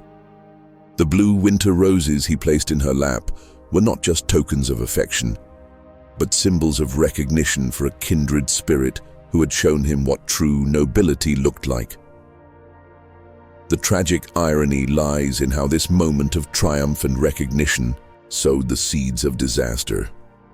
Lyanna's act as the Knight of the Laughing Tree demonstrated all the qualities that would make her attractive to Rhaegar. Her independence, her moral courage, her willingness to defy convention for the sake of justice. Yet these same qualities would ultimately lead to her downfall, as her relationship with the prince would be seen as betrayal and adultery, rather than the meeting of two extraordinary souls. The political ramifications extend far beyond personal romance into the realm of prophecy and destiny. If Lyanna's actions as the Mystery Knight were what first attracted Rhaegar's attention, then her moment of anonymous heroism directly led to the birth of Jon Snow and all that would follow. The defense of a Crannogman's honor became the first link in a chain of events that would topple dynasties and reshape the world. The weirwood device on her shield takes on additional significance when viewed through the lens of prophecy. The Laughing Tree could be seen as a symbol of the old gods' approval, a sign that Lyanna's actions were part of some greater design. In a world where prophecy and dream often guide the actions of kings and princes, such symbolism would not have been lost on someone like Rhaegar, who was already obsessed with fulfilling his destiny as the prince that was promised. Even the name given to the Mystery Knight carries layers of meaning. The Knight of the Laughing Tree suggests someone who finds joy in justice, who laughs in the face of oppression and convention. For Lyanna, trapped in a betrothal she despised, and facing a future that offered little opportunity for the kind of action that defined her character. This brief moment of freedom and purpose must have been intoxicating. The lasting impact of this incident extends beyond its immediate consequences into the realm of legend and memory. Howland Reed, the man Lyanna defended, would go on to be one of the few survivors of the Tower of Joy, one of the handful of people who knew the truth about Jon Snow's parentage. His loyalty to the Stark family, his willingness to keep their secrets, and his role as a guardian of hidden truths can all be traced back to this moment when a young woman risked everything to defend his honor. In the end, the Night of the Laughing Tree represents more than just another mystery from the tourney at Harrenhal. It represents Lyanna Stark's first and greatest rebellion, a moment when she stepped outside the constraints of her gender and station to become something unprecedented. A woman who could fight as fiercely as any man for the causes she believed in. That this moment of triumph would ultimately lead to tragedy does not diminish its significance. If anything, it makes it more poignant, a brief, shining moment of freedom before the forces of politics and prophecy closed in to claim her. Theory. 7 Beneath the Ice and Stone. Winterfell's hidden dragon legacy. Fire beneath the snow. The crypts of Winterfell, ancient and vast, may hold more than just the bones of Stark kings. They could conceal dragon eggs, a legacy from Prince Jacaerys Velaryon's visit during the Dance of the Dragons. These eggs, preserved by the geothermal heat of the castle's hot springs, could be a crucial element in Jon Snow's discovery of his Targaryen heritage or a future defense against the others. Deep beneath the ancient stones of Winterfell, where the bones of kings rest in endless rows and shadows dance beyond the reach of torchlight, lies a secret that could redefine our understanding of both Stark and Targaryen legacy. The crypts of Winterfell are more than a tomb. They are a labyrinth of mystery that extends far deeper than most dare to venture, with levels that have collapsed and passages that have been sealed for centuries. But what if these dark depths conceal more than just the remains of long-dead lords? What if they harbor a secret that bridges the ancient divide between ice and fire? The foundation for this possibility lies in one of the most overlooked accounts from the Dance of the Dragons, that devastating civil war that tore House Targaryen apart and marked the beginning of the dragon's decline.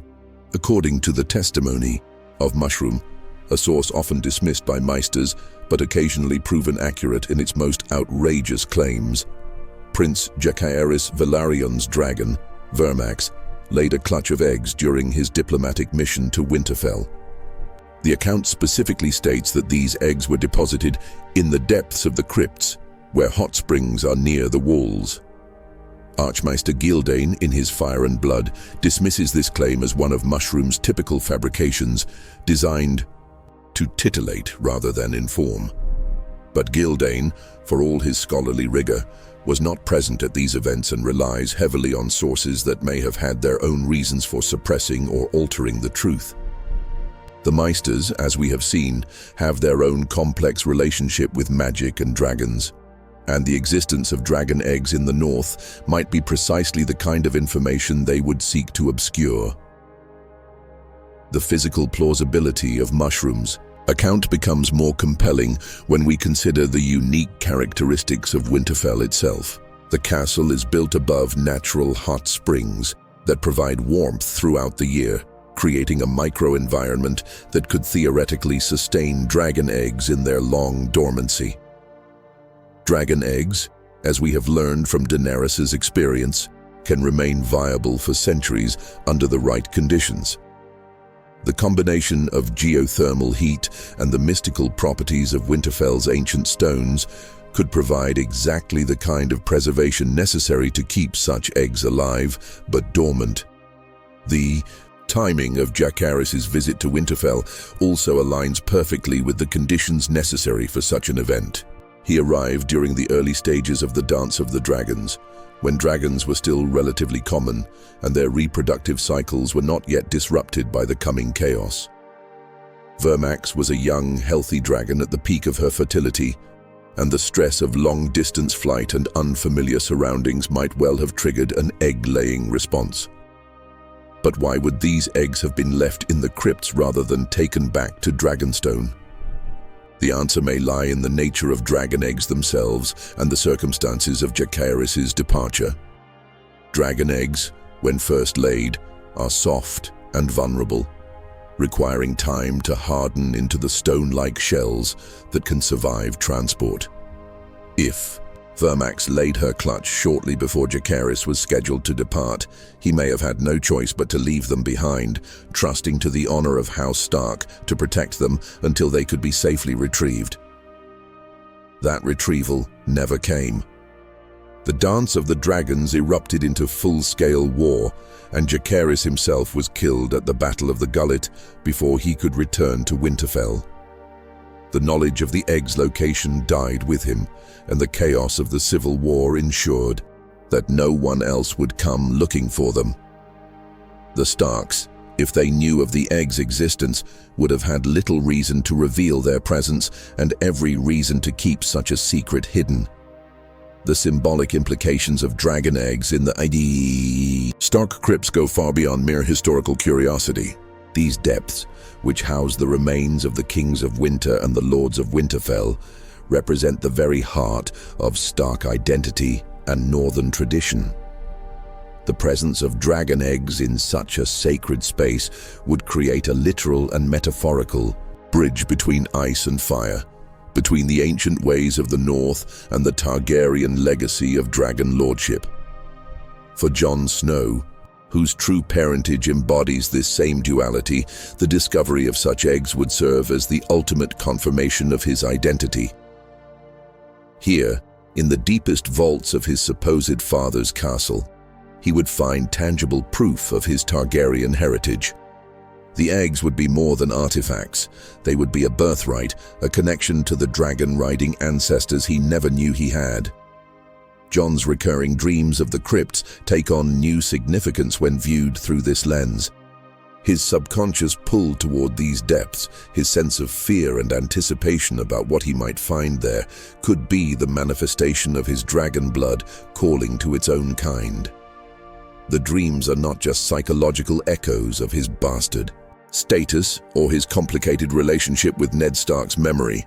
They are mystical communications from dormant dragons calling to their potential rider. The practical implications of such a discovery would be staggering. Dragon eggs, even if they never hatch, are among the most valuable objects in the known world. They have been used to purchase entire armies, to forge alliances between kingdoms, to serve as the ultimate diplomatic gifts. The discovery of even a single egg would instantly transform Jon from a bastard of the Night's Watch into one of the most powerful individuals in Westeros. But the true value would lie not in their worth as commodities, but in their potential as weapons against the coming darkness. The others, creatures of ice and winter, have historically been vulnerable to fire in its most potent forms. Dragons represent the ultimate expression of fire magic, and their return could tip the balance in humanity's favor during the long night. Even if the eggs never hatch under normal circumstances, the desperate conditions of the war against the others might provide the catalyst necessary for their awakening. The method of hatching would likely require sacrifice, as we have seen with Daenerys's dragons. But Jon Snow has already experienced the ultimate sacrifice, his own death and resurrection. This transformation might have purified him in ways that would make him an ideal candidate for dragon magic. His king's blood, inherited from his Targaryen father, combined with his rebirth through fire and ice, could provide exactly the combination of elements necessary to wake dragons from stone. The location of the eggs within the crypts becomes crucial to understanding their preservation and discovery. The deepest levels of the crypts, where the hot springs run closest to the walls, would provide the consistent warmth necessary for long-term preservation. These are also the levels that have been most affected by time and neglect, with collapsed passages and sealed chambers that have not been explored for generations. The eggs could be hidden in areas that the current inhabitants of Winterfell don't even know exist. The involvement of Bran Stark in their eventual discovery seems almost inevitable. His connection to the Weirwood network and his ability to see, through time, could provide the key to locating the egg's exact position. Through his three-eyed sight, he might witness the original moment when Vermax laid her clutch, or see through the eyes of the ravens that have nested in the crypts for centuries. The union of ice magic and fire magic, represented by Bran and Jon working together, could be the force that finally awakens these ancient guardians. But the discovery of dragon eggs in Winterfell would have implications far beyond their immediate utility. It would force a fundamental re-evaluation of the relationship between House Stark and House Targaryen, revealing connections that go far deeper than the recent marriage between Rhaegar and Lyanna. The eggs would serve as proof that the ice and the fire prophecies are not about conflict between opposing forces, but about the necessary union of complementary powers. The political ramifications would be equally profound. Jon's possession of dragon eggs would legitimize his claim to the Iron Throne in ways that mere parentage could not. Dragons choose their riders, and the fact that ancient eggs respond to his presence would be seen as a sign of divine approval. The symbolism of Targaryen dragons awakening in the heart of Winterfell would unite the North and South in ways that political alliances never could. Even the missing iron swords from the tombs of ancient Stark kings might be connected to this mystery. These weapons, which have disappeared over the centuries, might have been removed not by thieves, but by the Starks themselves, taken to serve as wards or guardians for the dragon eggs. Iron is known to have protective properties against various forms of magic, and the swords of dead kings would carry additional symbolic weight as guardians of House Stark's greatest secret. In the end, the theory of dragon eggs beneath Winterfell represents more than just hidden treasure. It represents the literal foundation of the prophecy that drives the entire narrative. The Song of Ice and Fire is not just a metaphor or a distant promise, but a reality sleeping in the darkness beneath the most ancient stronghold in the North, waiting for the right moment and the right person to wake it from its centuries-long slumber and bring it roaring back into the light. Theory 8. The Grand Northern Requiem. A conspiracy of vengeance and restoration. The North remembers and plans beyond Wyman. Manderley's overt plotting a wider, more covert Grand Northern conspiracy exists among various northern houses, Glovers, Mormonts, Umbers, Reeds, to avenge the Red Wedding, exterminate the Boltons and Freys, and ultimately restore a Stark to rule Winterfell, possibly by using Stannis Baratheon as a temporary tool. The Red Wedding was supposed to be the end of Northern resistance, a final, brutal stroke that would break the back of rebellion and secure the North for the Iron Throne. The betrayal at the Twins was designed to be so shocking, so complete, that it would drain the fight from every Northern lord and leave them too broken to ever challenge the crown again. But Tywin Lannister, for all his strategic brilliance, fundamentally misunderstood the nature of Northern loyalty and the depth of Northern memory. The Red Wedding didn't end the rebellion. It transformed it into something far more dangerous and patient. In the weeks and months following that night of blood and broken guest rite, something began to stir in the cold halls of Northern castles. It was not the hot fury of immediate revenge, which might have led to rash action and certain destruction, but something far more deadly. The cold, calculating wrath of a people who understand that justice delayed is not justice denied, but justice made more terrible by the waiting. The most visible face of this resistance is Lord Wyman Manderley, the fat lord of White Harbor, whose apparent submission to the Boltons masks a heart burning with the need for vengeance. His famous "The North Remembers" speech, delivered with pastries filled with Frey blood, represents only the tip of an iceberg of conspiracy that runs far deeper than most observers realize. Manderley's plot to retrieve Rickon Stark from Skagos is not the desperate gambit of a single loyal lord, but part of a larger, more comprehensive plan that involves dozens of northern houses and hundreds of individual conspirators. The genius of this conspiracy lies in its decentralized nature. There is no single leader who can be captured and broken, no central meeting that can be discovered and disrupted. Instead, it operates more like a religion or a shared understanding, with each participant knowing their role while remaining largely ignorant of the greater design. This approach makes it nearly impossible to detect or counter, as even torture or execution of individual conspirators reveals only fragments of the larger plan. The surviving members of House Mormont exemplify this approach.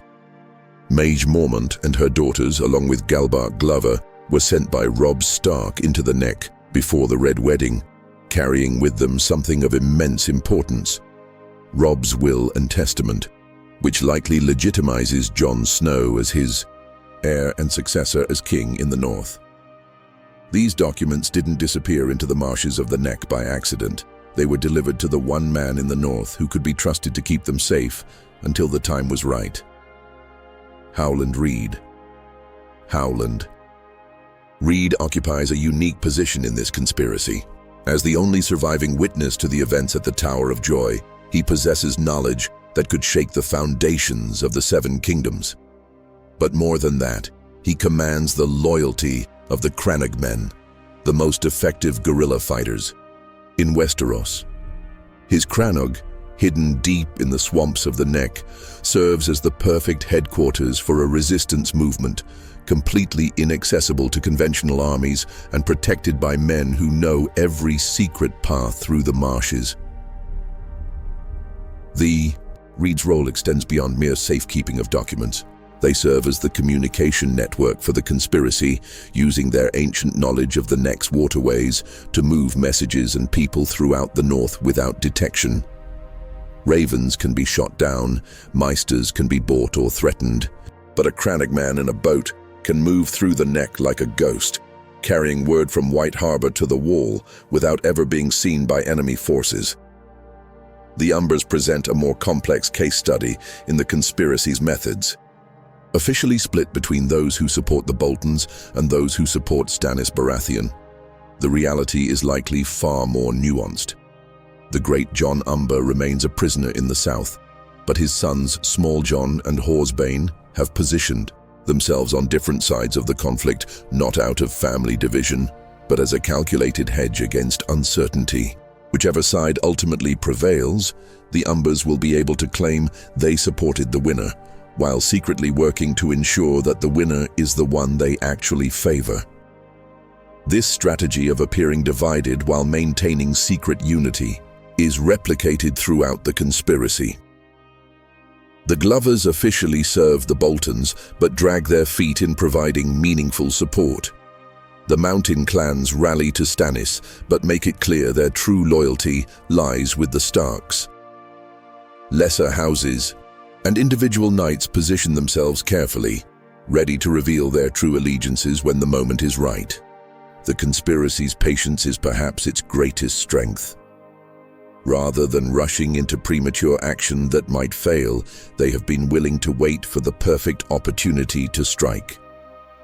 The arrival of Stannis Baratheon in the north provides exactly the catalyst they have been waiting for.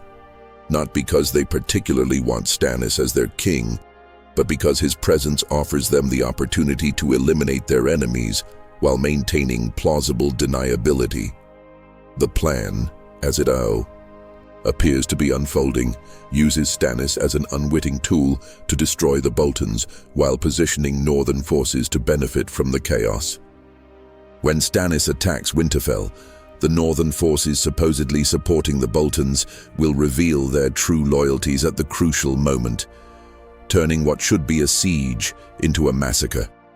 The Boltons and their southern allies will be trapped, and destroyed, while the northern conspirators can claim they were merely responding to changing circumstances rather than engaging in premeditated betrayal.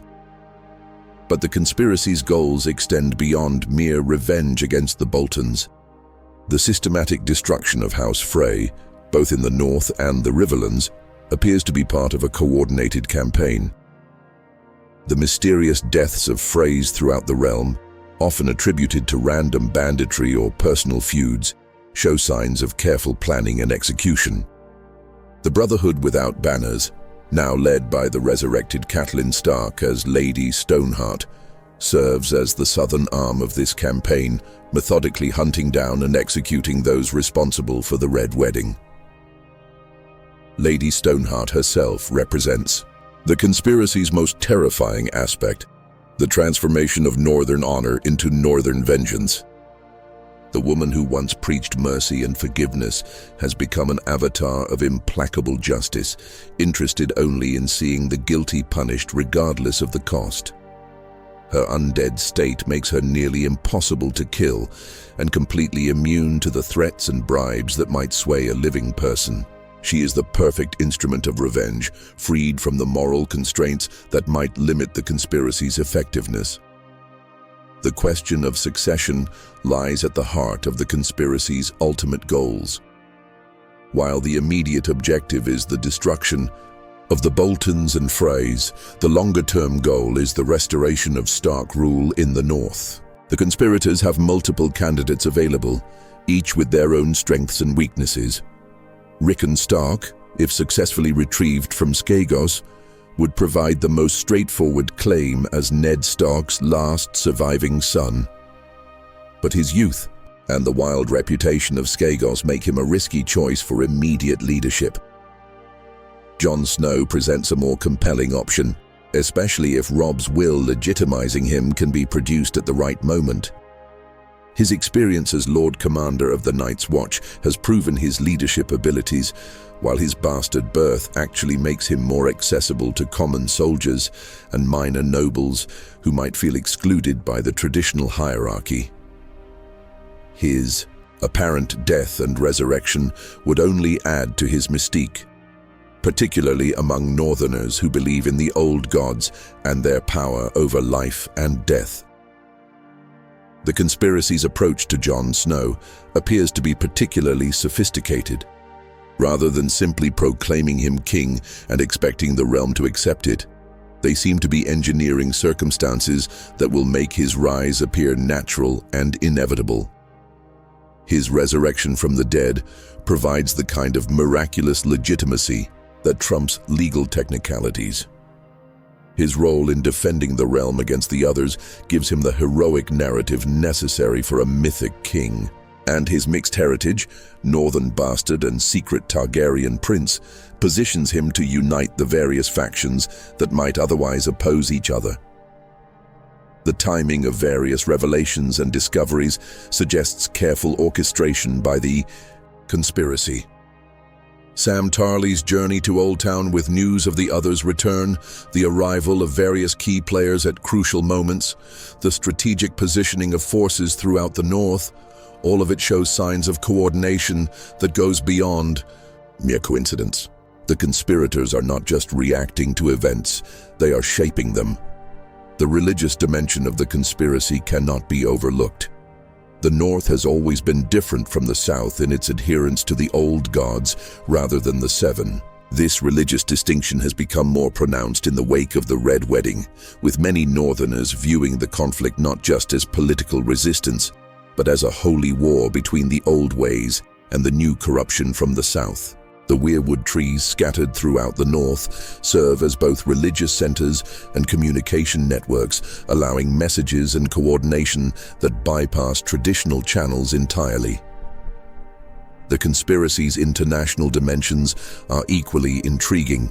The Iron Bank of Braavos, having been stiffed on their loans by the Iron Throne, has a vested interest in seeing regime change in Westeros.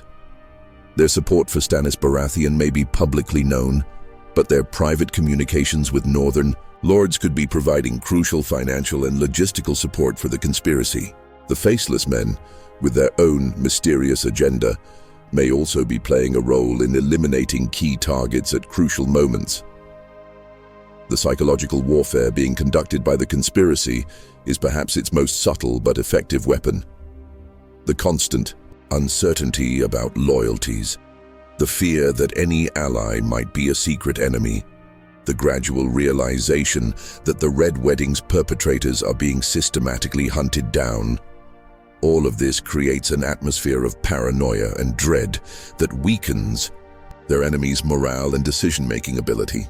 Roose Bolton's increasingly cautious behavior and his apparent awareness that his position is precarious show that this campaign is having its intended effect. The conspiracy's success would have implications far beyond the North itself. A successful Northern rebellion that manages to eliminate the Boltons and Freys while restoring Stark rule would demonstrate that even the most carefully planned atrocities can have consequences. It would serve as a warning to other would-be tyrants that guest right and traditional loyalties still matter, that some betrayals are too profound to be forgiven or forgotten. More broadly, the Grand Northern Conspiracy represents a fundamentally different approach to political resistance than anything seen elsewhere in Westeros. Rather than relying on individual heroics or grand gestures, it demonstrates the power of collective action, patient planning, and coordinated effort. It shows that even when traditional power structures are destroyed, alternative networks can emerge to carry on the fight. The conspiracy's ultimate success or failure will likely determine not just the fate of the North, but the shape of whatever political order emerges from the chaos of the War of the Five Kings. If it succeeds, it will prove that decentralized resistance can overcome centralized oppression, that the old ways of honor and loyalty can survive, in a world increasingly defined by treachery and pragmatism. If it fails, it will mark the final triumph of the new order represented by men like Tywin Lannister and Roose Bolton, where power comes from fear rather than love, and where betrayal is just another tool of statecraft. But based on the evidence available, the conspiracy appears to be succeeding beyond even its architects' wildest hopes. The North is remembering, and more than that, it is acting on those memories with a patience and precision that would make the Spider himself envious. The Red Wedding may have been intended as the North's funeral, but it is instead proving to be its rebirth, cold, calculating, and utterly implacable in its pursuit of justice. Theory 9. Beneath the Ice and Stone, Winterfell's hidden dragon legacy. The crypt's greatest secret. The ancient crypts of Winterfell may hold more than just the bones of Stark kings. They could conceal dragon eggs left by Prince Jacaerys Velaryon during the Dance of Dragons. These eggs, preserved by geothermal heat, could be crucial to Jon Snow's Targaryen heritage and the fight against the others. The crypts of Winterfell stretch deep beneath the ancient castle, far deeper than most living souls have ever ventured. These stone corridors, carved from the living rock by the first kings of winter, house the bones of generations of Stark lords in their eternal slumber. But the deeper levels, where shadows gather thick as winter cloaks and the very air seems heavy with the weight of ages, may hold secrets that go far beyond the honored dead. In the deepest vaults, where the hot springs run closest to the ancient stones, something may be waiting, something that could bridge the divide between ice and fire, between the legacy of the wolves and the blood of dragons. The foundation for this possibility lies buried in the chaotic records of the Dance of Dragons, that civil war which tore House Targaryen apart and marked the beginning of the end for dragonkind. Among the various accounts of that bloody conflict, one source stands out for its outrageous claims and occasional startling accuracy: the testimony of Mushroom. This courtfool, dismissed by serious historians but proven right about enough details to warrant attention, recorded that Prince Jacaerys Velaryon's dragon, Vermax, laid eggs during his diplomatic mission to Winterfell. According to Mushroom's testimony, these eggs were deposited in the depths of the crypts, where hot springs are near the walls. The account is specific enough to suggest genuine knowledge, yet outrageous enough to be dismissed by later chroniclers. Archmaester Gildane, in his comprehensive Fire and Blood, treats this claim as one of Mushroom's typical fabrications, designed more to entertain than inform.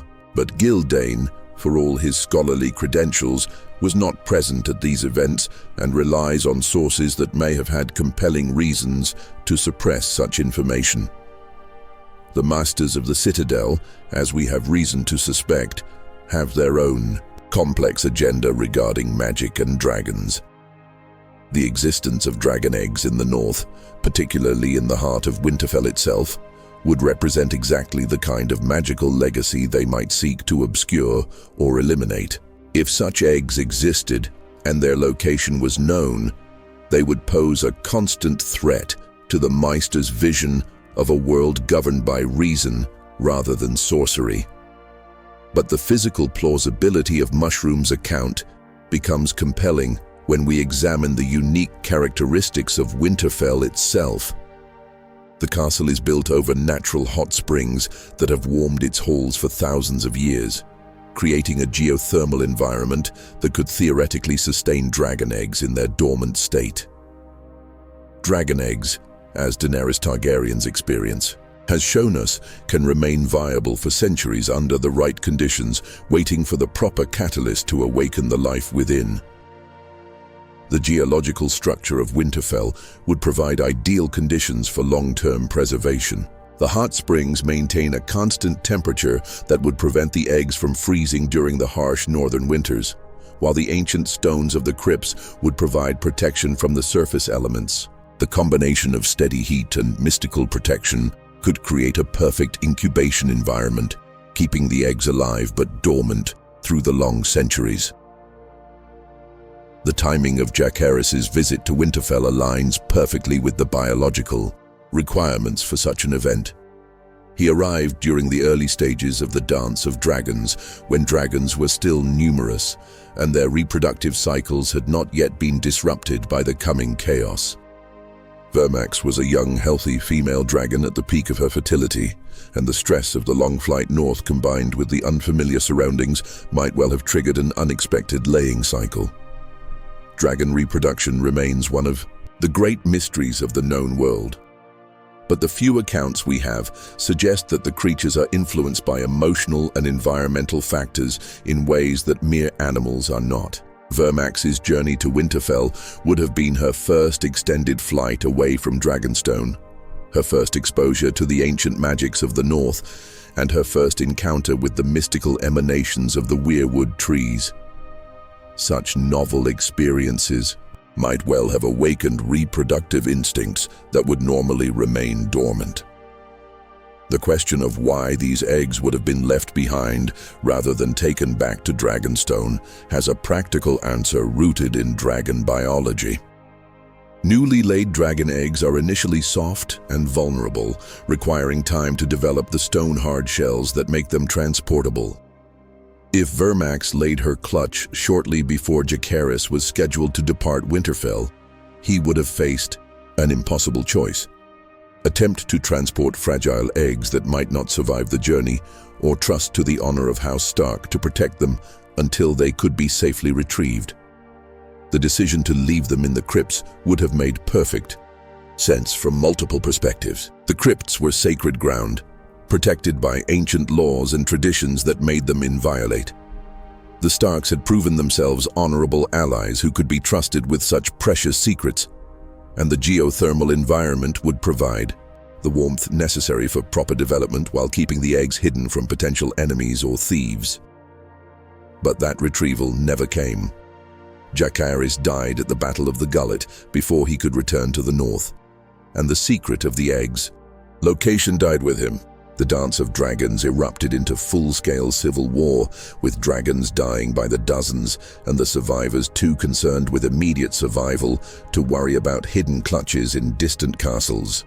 By the time the war ended, most of those who might have known about the eggs were dead, and the few survivors had more pressing concerns than a possibly apocryphal clutch in Winterfell's depths. The Starks, if they knew of the eggs' existence, would have had every reason to keep such knowledge secret. Dragon eggs were beyond valuable.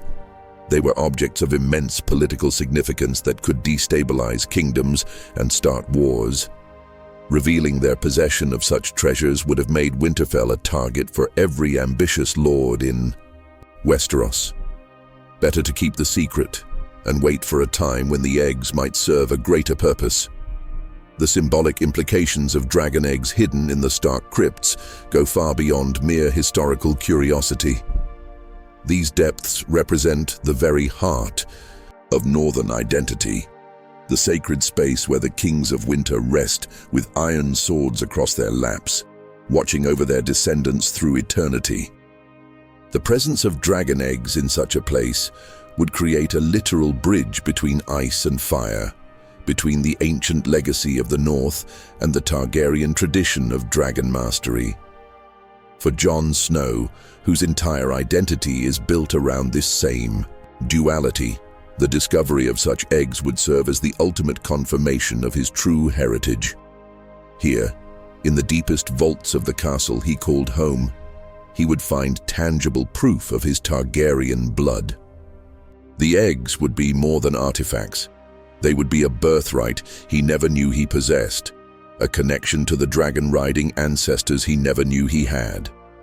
Jon's recurring dreams of the crypts take on profound new meaning when viewed through this lens.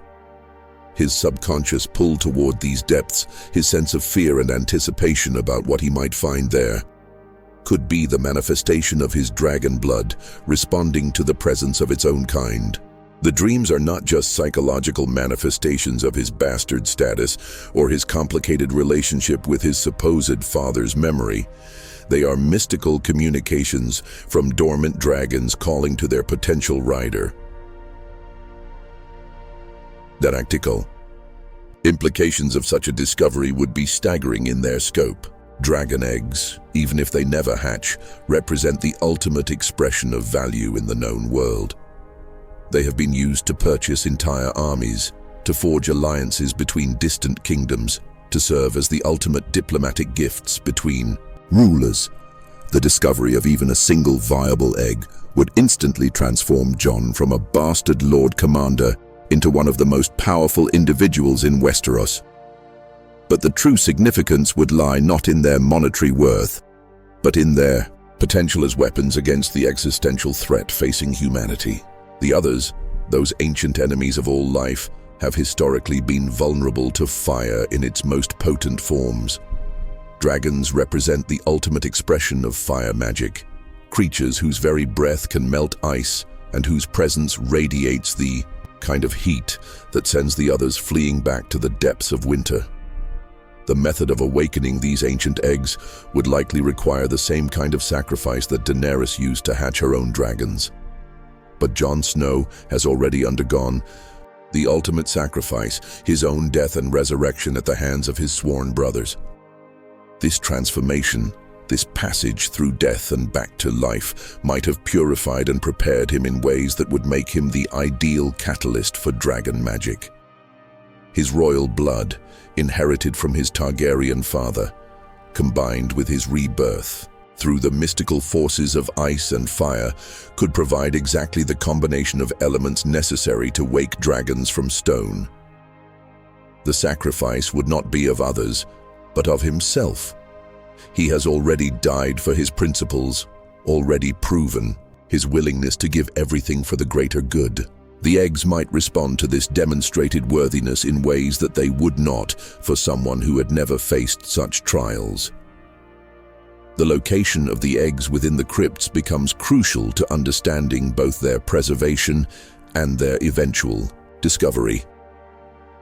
The deepest levels, where the hot springs run closest to the walls, would provide the consistent warmth necessary for long-term preservation, while also being the areas most affected by time and neglect.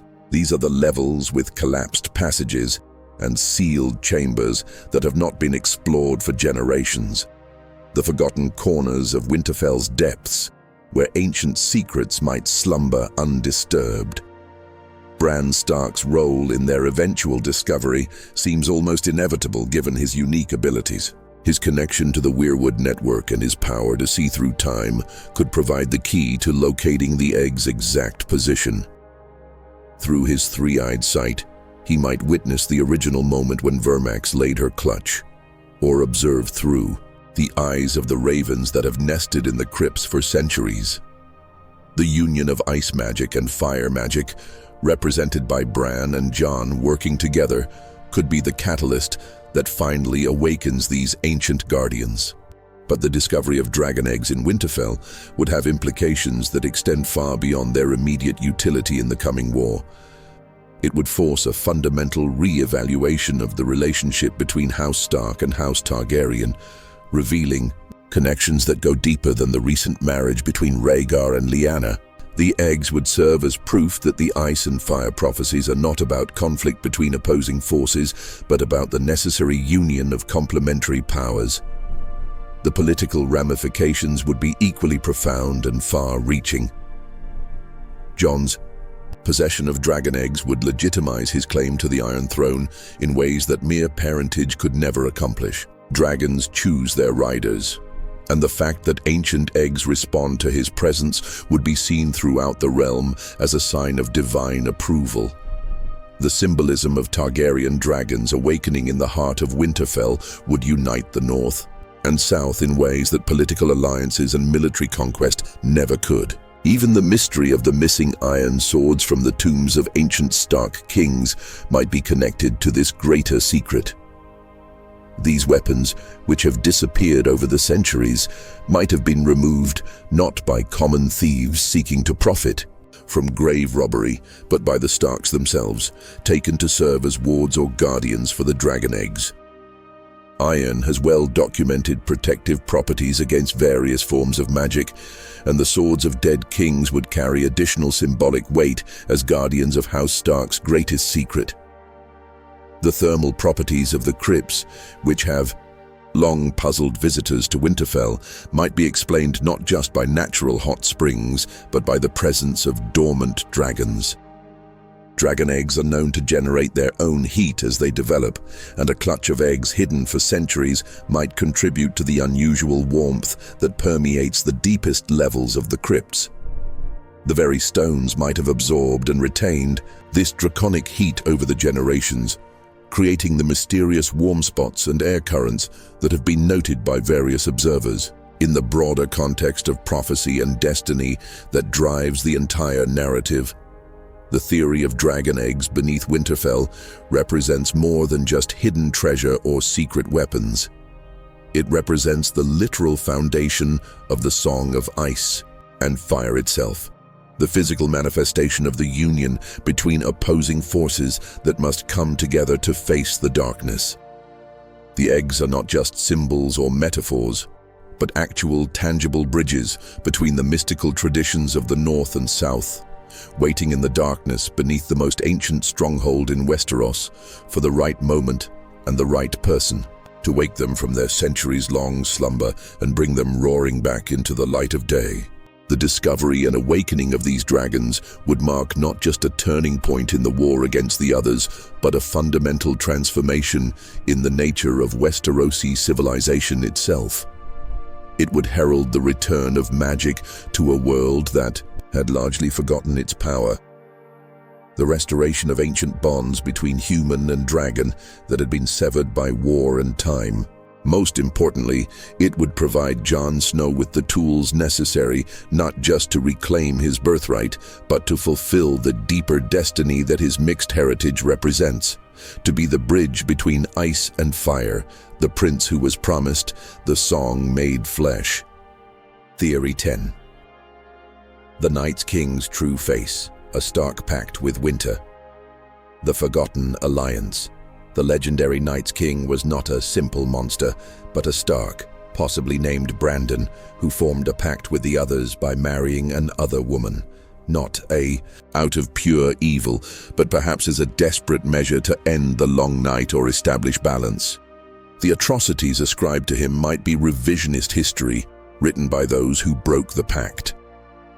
In the frozen wastes beyond the wall, where the wind carries whispers of ancient horrors and the very ground is stained with the memory of unimaginable, conflicts stands a fortress that has become synonymous with dread, the Night Fort. This massive, crumbling castle, abandoned for centuries but still radiating an aura of malevolent power, was once the seat of the most feared figure in Northern legend, the Night's King. But what if everything we think we know about this mythical figure is wrong? What if the monster of legend was actually a hero whose name was deliberately blackened by those who betrayed him? The traditional tale of the Night's King paints him as the 13th Lord Commander of the Night's Watch, a man who fell under the spell of a woman with skin like ice and eyes like blue stars. According to the stories passed down through generations, he took this creature as his bride and made her his queen, binding his sworn brothers to his will through sorcery and ruling from the Night Fort for 13 terrible years. During this reign, he supposedly committed unspeakable atrocities, making sacrifices to the others and turning the Night's Watch from protectors of humanity into servants of the ancient enemy. But this version of events, horrific as it sounds, may be nothing more than propaganda crafted by the victors to justify their actions. The deeper truth, preserved in fragments and hints scattered throughout Northern lore, suggests a far more complex and tragic narrative, one that transforms the Night's King from a fallen villain into a misunderstood hero whose greatest crime was attempting to save humanity through means his successors could not or would not understand. The key to unraveling this mystery lies in the details preserved by Old Nan, that ancient keeper of Northern memory whose stories often contain kernels of truth buried beneath layers of folklore. According to her tales, the Night's King was not just any Lord Commander, but a Stark, brother to the very king in the north who would eventually bring him down. More specifically, she suggests his name might have been Brandon, and that his brother who defeated him was Brandon the Breaker, the King of Winter, who led the combined forces of the North and the Free Folk against the Night Fort. This familial connection transforms the entire narrative from a simple tale of corruption and redemption into something far more complex. A civil war within House Stark itself, brother against brother, with fundamental disagreements about how to deal with the existential threat posed by the others. The Night's King wasn't a corrupted outsider who needed to be stopped. He was a Stark who had chosen a different path, one that his family ultimately rejected with terrible consequences. To understand why a Stark might make such a choice, we must consider the context of the Long Night itself. This was not merely a harsh winter or a temporary setback for human civilization. It was an apocalyptic event that lasted for generations, a time when the sun disappeared from the sky and the very survival of humanity hung in the balance. Traditional methods of warfare had proven inadequate against the others. Armies froze and died, fortifications crumbled before supernatural cold, and the forces of winter seemed limitless and inexorable. In such desperate circumstances, what would a responsible leader do? The Night's King may have concluded that the only way to save humanity was to negotiate with the enemy, to find some form of accommodation that would allow both species to coexist rather than fight to mutual extinction.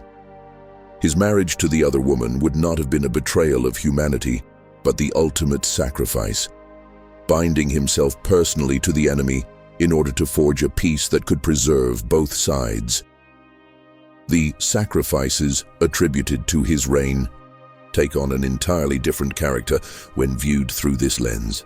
Rather than acts of evil or corruption, they might have been the grim but necessary components of a treaty between humanity and the others. The practice bears striking similarities to Craster's offerings to the cold gods, giving male children to the others in exchange for protection and peaceful coexistence. What we interpret as horrific sacrifices might have been the price of peace, a regular tribute that prevented wholesale slaughter and allowed human civilization to survive the Long Night. The 13 years of the Night's King's rule would then represent not a period of tyranny and horror, but a time of uneasy but effective peace.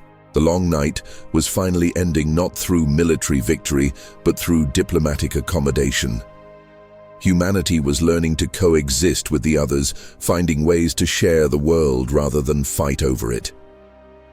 The Night's Watch was transforming from a military organization into something more like a diplomatic corps, maintaining the delicate balance between the realms of ice and fire.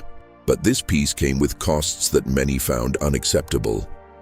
The sacrifices required by the treaty, the loss of human autonomy, the very idea of treating with inhuman enemies. All of this would have been anathema to those who believed in absolute human supremacy. The Night's King's own brother, Brandon the Breaker, may have led the faction that refused to accept any accommodation with the others, preferring the risk of total war to the certainty of perpetual tribute. The alliance between Brandon the Breaker and Joramun, the king beyond the wall, becomes particularly significant when viewed through this interpretation. These two leaders, who should have been natural enemies given their people's traditional conflicts, united against a common foe, not the others, but the peace treaty their kinsmen had negotiated.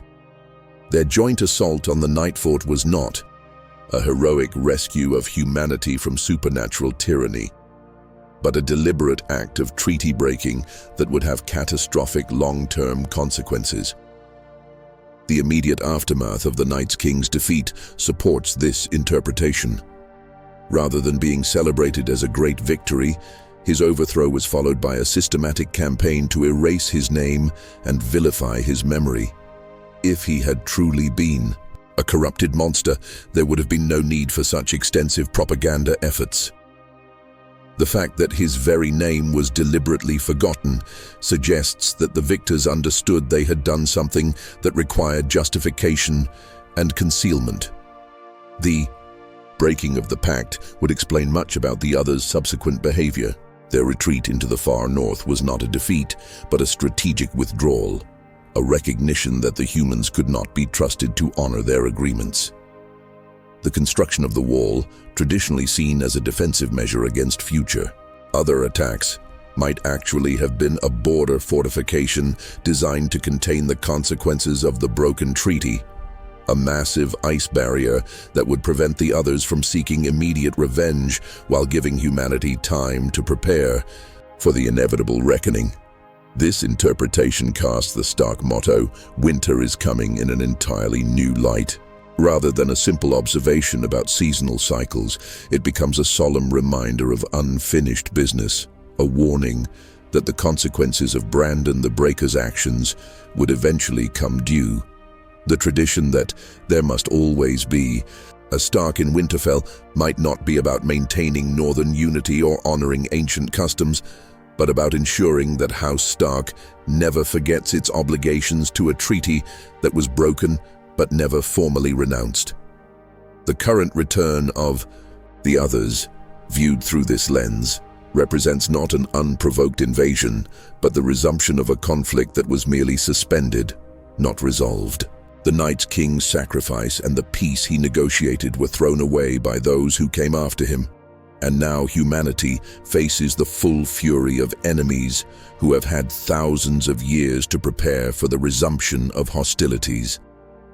The savage, others of current legend might be driven by entirely justified anger at human treachery rather than inherent malevolence. Jon Snow's unique position in this scenario becomes even more significant. As a Stark bastard who has risen to command the Night's Watch, he occupies a position remarkably similar to that of his ancient predecessor. Like the Night's King, he faces an existential threat that cannot be defeated through conventional military means. Like the Night's King, he may need to make alliances that his followers find unacceptable. And like the Night's King, he may discover that sometimes the greatest service to humanity requires actions that humanity itself will never forgive. The parallel extends to questions of sacrifice and compromise. Jon has already shown a willingness to work with traditional enemies, the free folk, in pursuit of the greater good, despite the outrage this causes among his own men. His assassination by members of the Night's Watch mirrors the Night's King's overthrow by his own brother, suggesting that history may be repeating itself in the most tragic possible way. The choice between necessary compromise and absolute principle remains as relevant now as it was during the Long Night. The religious dimensions of this theory add another layer of complexity to the narrative. The old gods, with their emphasis on balance and natural cycles, might have approved of the Night's King's approach. The marriage between ice and fire, between human and other, could be seen as a restoration of cosmic balance rather than an abomination. The heart trees, with their carved faces that seem to watch and judge, might have witnessed the original pact and continued to remember it even after human memory failed.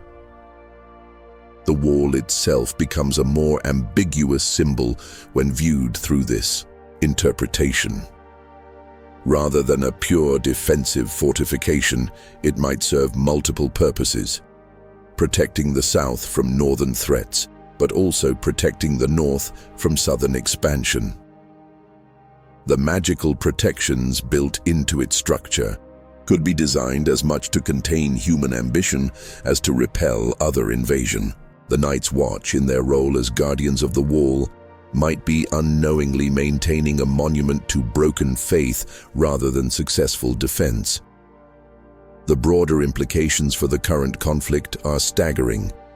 If the others were once willing to negotiate, if they once honored a treaty for 13 years, then they are not the implacable enemies of all life that current propaganda suggests. They are intelligent beings with their own culture, their own values, and their own reasons for their actions. The possibility of a new accommodation, a new treaty, remains theoretically open, but only if humanity can acknowledge its past betrayals and approach the others with something other than fear and hatred. The Night's King's legacy, properly understood, might not be one of corruption and evil, but of sacrifice and vision. He saw a path to peace that others could not accept, and he paid the ultimate price for his attempt to forge a better world. His story serves as both inspiration and warning, that sometimes the greatest heroes are those who are remembered as villains, and that the most necessary actions are often those that future generations will never be able to forgive or understand. In the end, the truth about the Night's King may be the key to resolving the current crisis. If Jon Snow can learn from his predecessor's example, both his successes and his failures, he might find a way to end the conflict that doesn't require the complete destruction of either side. But that would require acknowledging uncomfortable truths about human nature, about the costs of peace, and about the sometimes terrible price of doing what is right rather than what is popular. The Night's King's greatest tragedy may be that he was a man ahead of his time, attempting to build bridges in an age that demanded walls, seeking compromise in a world that preferred conquest. His story reminds us that history is written by the victors, but that doesn't make their version of events true or just. Sometimes the monsters of legend are simply people who dared to imagine a different kind of world and paid the price for their vision. Theory 11. Patchface's drowned prophecies, a messenger from the deep gods, the fool's terrible wisdom. Patchface, Shireen Baratheon's fool, is not merely mad from his near drowning. He is a conduit for prophecies from a powerful, possibly eldritch, underwater entity, perhaps the drowned god or something older. His nonsensical rhymes are fragmented visions of past dooms and future horrors, particularly concerning the sea and its denizens. In the cold halls of Dragonstone, where the carved dragons seem to writhe in the shadows cast by flickering torches, a figure dances through the corridors with bells upon his motley and madness in his eyes. Patchface, fool to Princess Shireen Baratheon, appears to most observers as nothing more than a tragic reminder of the sea's cruelty. A once clever slave boy whose mind was shattered by drowning, leaving behind only fragments of wit and an endless stream of apparently meaningless rhymes. But those who listen carefully to his songs, who pay attention to the eerie accuracy of his seemingly random prophecies, might begin to suspect that his madness is not the absence of wisdom, but its most terrible presence. The story of Patchface's transformation begins with tragedy that reads like something from the deepest myths of the drowned lands. Once, he was a nimble and clever boy from Volantis, talented enough to earn his place as a performer in the retinue of Lord Stefan Baratheon. His quick wit and acrobatic skills made him a favorite at court, particularly with young Stannis and Robert, who found in him the kind of light-hearted entertainment their stern father rarely provided. He was, by all accounts, a normal, if gifted, child whose greatest talent was making people laugh. Everything changed on the return voyage from Volantis, when Lord Stefan's ship foundered in the narrow sea during a storm that seemed to come from nowhere. The Windproud was dashed to pieces on the rocks of Shipbreaker Bay, within sight of Storm's End but impossibly far from safety. Lord Stefan and his wife were lost to the waves, along with most of their retinue. But Patchface, the fool, somehow survived what should have been certain death, washing ashore 3 days later in a state that defied both medical understanding and natural law. When they found him on the beach, his skin was mottled blue and white, cold as ice despite the temperate weather. He showed no signs of breathing, no heartbeat, no pulse. By every measure that mattered, he was dead. Yet when they pulled him from the water and began to prepare his body for burial, he suddenly convulsed, vomiting up seawater in great gouts, and returned to a form of life that bore little resemblance to what he had been before. The clever boy was gone, replaced by something that spoke in riddles and danced to music only he could hear. But the most unsettling aspect of his transformation was not the obvious madness, but the subtle prophetic accuracy that began to manifest in his seemingly random utterances. His songs, which appeared to be nothing more than nonsensical rhymes about underwater kingdoms and mermaids, began to contain fragments of genuine foresight. He spoke of shadows dancing before Renly Baratheon's death, of crowns sinking into the sea, of dragons awakening in the east. Those who paid attention realized that the fool's madness might be a form of terrible sanity, the sanity of someone who has seen too much truth to bear. The content of Patchface's songs provides crucial clues to the nature of his transformation and the source of his prophetic abilities. The vast majority of his utterances begin with the haunting refrain, "Under the sea," followed by descriptions of an underwater realm that operates according to completely different rules from the world above. In this drowned kingdom, he tells us, the mermaids wear anemones in their hair, and it is always summer. These are not the random fantasies of a damaged mind, but consistent descriptions of an alternate reality that he claims to have witnessed during his time beneath the waves. The theological implications of these visions are staggering when considered in the context of known religious traditions. The Ironborn worship the drowned god, a deity of the depths who promises that what is dead may never die but rises again harder and stronger.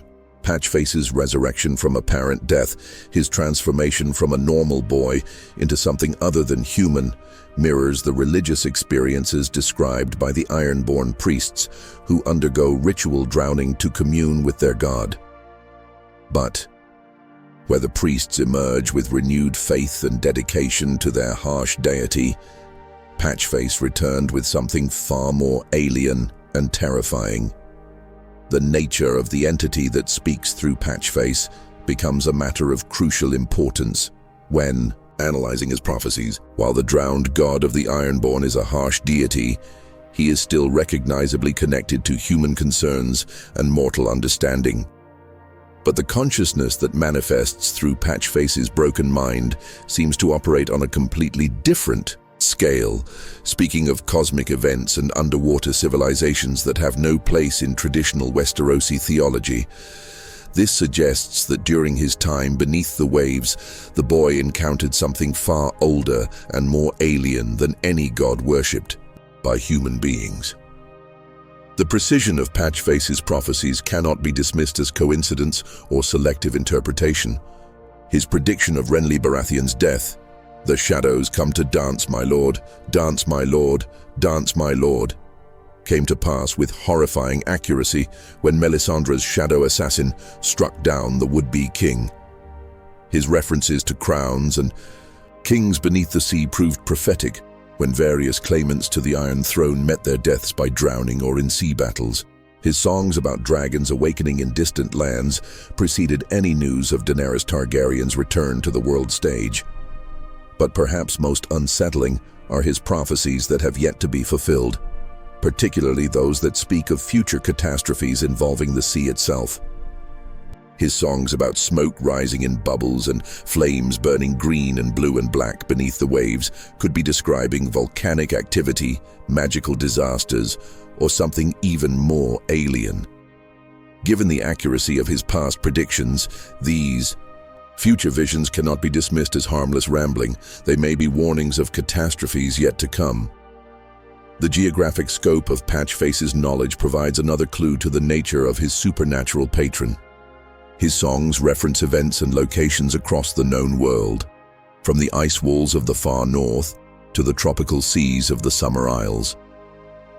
This global perspective suggests that whatever entity speaks through him has access to information, networks that span the oceans of the world, possibly through underwater civilizations or mystical connections that transcend normal spatial limitations. The linguistic patterns in Patchface's speech offer additional insights into his condition. While his surface meaning is often nonsensical, his rhythm and meter remain remarkably consistent, suggesting that his prophecies are not random brain damage, but structured communications from an external source. The repetitive nature of his refrains, particularly the constant references to underwater kingdoms, indicates that he is serving as a conduit for information rather than generating it from his own damaged psyche. The psychological mechanics of his transformation raise disturbing questions about the nature of consciousness and identity. The boy who returned from the sea retains some memories and capabilities from his former life, but these are now filtered through an alien perspective that renders them almost unrecognizable. This suggests that rather than simply possessing him, the underwater entity has performed a more subtle form of mental merger, creating a hybrid consciousness that is neither fully human nor fully other. The implications for other characters who have experienced similar near-death encounters become significant when viewed through this lens. Theon Greyjoy's drowning and resurrection, Davos Seaworth's survival of the Blackwater, and various other instances of characters surviving impossible odds at sea might all represent potential moments of contact with the same entities that transformed Patchface. The difference might lie in the duration of contact, the receptivity of the individual, or the specific intentions of the underwater powers involved. The broader mythological context suggests connections to ancient legends about deep ones, sea, peoples, and underwater civilizations that appear in various forms throughout the folklore of Planetos. The oily black stones found in locations like Yin and Ashai, the mysterious origins of the Sea Stone Chair, and the legends of the Deep Ones all point to the existence of non-human intelligences that predate current human civilization. Patchface's visions might be providing glimpses into this hidden world, revealing the continued existence and activities of beings that most of the surface world has forgotten. The environmental implications of his prophecies are particularly ominous when considered in the context of current global conflicts. His references to the sea rising, to underwater kingdoms stirring to life, and to ancient powers awakening could be describing responses to the magical chaos that is spreading across the known world. The return of dragons, the resurgence of the others, and the general increase in supernatural activity might be triggering corresponding reactions from the deep powers that have remained dormant for millennia. The religious and philosophical challenges posed by Patchface's existence are equally significant. If his visions are accurate, they suggest that the known world is far stranger and more dangerous than anyone suspects. The sea, which most people view as simply a barrier between continents or a source of fish and transportation, might actually be home to civilizations and entities that could dwarf the power of any surface kingdom. The implications for human understanding of their place in the world would be revolutionary and terrifying. The question of agency becomes crucial when considering how to respond to Patchface's warnings. If he is indeed a conduit for alien intelligence, are his prophecies meant to help humanity prepare for coming disasters, or are they simply announcements of plans already set in motion? The tone of his songs, with their mixture of childlike wonder and cosmic horror, suggests that the entities behind them view human affairs with a perspective so alien that concepts like help or harm might be meaningless to them. The strategic value of having access to such prophetic knowledge is offset by the difficulty of interpretation and the psychological cost of exposure to alien truth. Those who spend too much time listening to Patchface's songs risk being drawn into his madness, as the human mind is not equipped to process the kind of cosmic perspective his visions represent. Princess Shireen's affection for him, while touching, might also be placing her in spiritual danger by exposing her young mind to influences that could prove as transformative for her as they were for him. In the end, Patchface represents one of the most unsettling mysteries in a world full of supernatural threats. His presence serves as a constant reminder that the known world is surrounded by vast unknowns, that the sea holds secrets that could reshape human understanding of reality itself. His fool's motley and childlike demeanor mask the fact that he may be the most important prophet in Westeros, a living conduit to powers that view the current conflicts between kings and dragons as insignificant ripples on the surface of much deeper currents. Whether these deep powers will prove to be allies, enemies, or something beyond such simple categories remains to be seen. But one thing is certain. When the time comes for the final confrontation between the forces of ice and fire, the voices that speak through Patchface may hold the key to understanding stakes far greater than any throne, revealing that the song of Ice and Fire is merely one verse in a much longer and stranger composition that plays out in the lightless depths beneath the waves. Theory 12. The Citadel's Shadow Play, Unmaking Magic, Forging History. The Grey Rats' War on Wonder. The Maesters of the Citadel, far from being neutral scholars, are engaged in a long-term conspiracy to eradicate magic from Westeros and supplant it with a world governed by their own brand of reason and control. This agenda has seen them subtly manipulate events, discredit prophecy, and even contribute to the downfall of dragons and the Targaryen dynasty. In the towering archives of the Citadel, where countless leather-bound volumes contain the accumulated knowledge of ages, a different kind of war has been waged for centuries, not with swords and fire, but with parchment and ink, manipulation and misdirection. The Maesters present themselves to the world as humble servants of learning, dispassionate advisors who seek only truth and the betterment of mankind through knowledge. But beneath their grey robes and chains of office lies an agenda so ambitious and far-reaching that it makes the Game of Thrones look like children squabbling over toys. The Maesters are not merely scholars, they are the architects of a new world order, one built on the systematic elimination of magic and the elevation of their particular brand of rational materialism. This Old Town conspiracy represents perhaps the most successful long-term political project in Westerosi history, a campaign that has operated in shadows for generations while reshaping the very nature of civilization in the Seven Kingdoms. The scope of this conspiracy becomes clear when we examine the institutional power that the Maesters have accumulated over time. They control the ravens that carry messages between castles, giving them unparalleled access to the flow of information throughout the realm.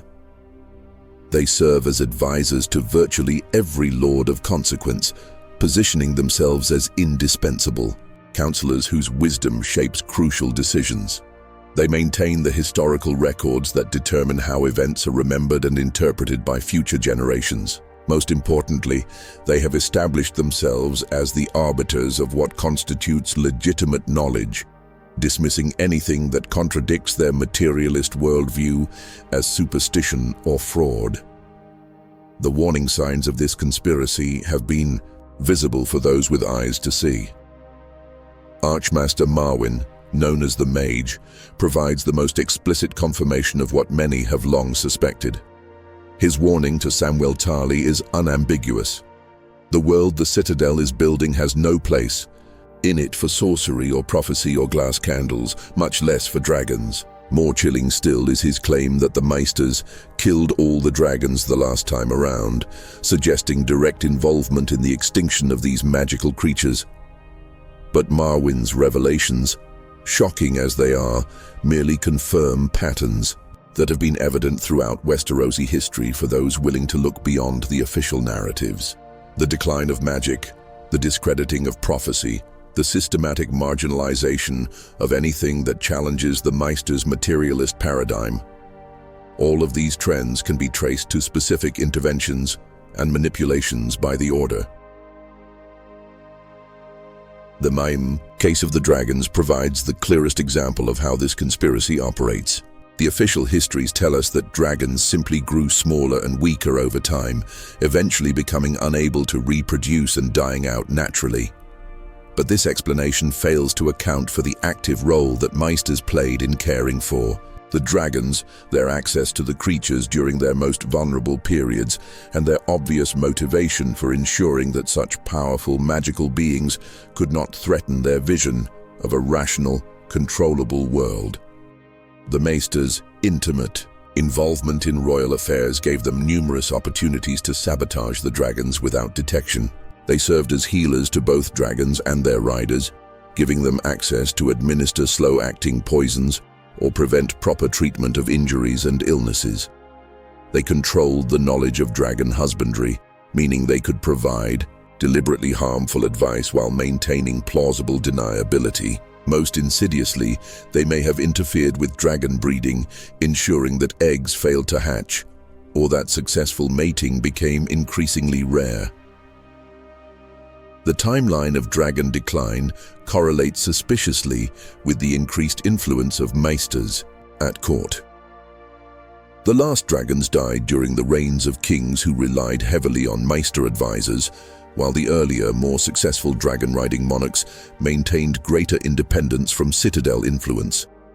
This pattern suggests that the extinction of dragons was not an unfortunate natural process, but the successful culmination of a deliberate campaign of sabotage. The manipulation extends far beyond dragons into the realm of historical interpretation itself. The Maesters control the writing and preservation of history, allowing them to shape how events are understood and remembered. Their accounts consistently minimize or explain away magical events, portraying them as natural phenomena, clever tricks, or the products of ignorance and superstition. This revisionist approach serves their agenda by gradually erasing magic from the collective memory of Westeros. Consider how they have handled the legacy of Aegon the Conqueror. While they cannot deny the reality of his dragons, they consistently downplay the magical aspects of his conquest in favor of military and political explanations. They emphasize his strategic brilliance and the weakness of his enemies while minimizing the role that supernatural terror played in his success. This approach makes his achievements seem more rational and replicable, fitting their narrative of a world governed by understandable laws rather than mystical forces. The case of the Doom of Valyria provides another example of their historical manipulation. Rather than investigating the magical causes of this catastrophe, they promote natural explanations like volcanic activity and seismic events. This serves their agenda by suggesting that even the greatest magical civilization in history was ultimately subject to natural laws rather than supernatural forces. The lesson, carefully embedded in their narratives, is that magic is unreliable and dangerous, while rational knowledge provides true security. Their treatment of prophecy reveals another facet of their war against magic. Prophecies that prove accurate are either ignored in their histories or explained away as lucky guesses or self-fulfilling predictions.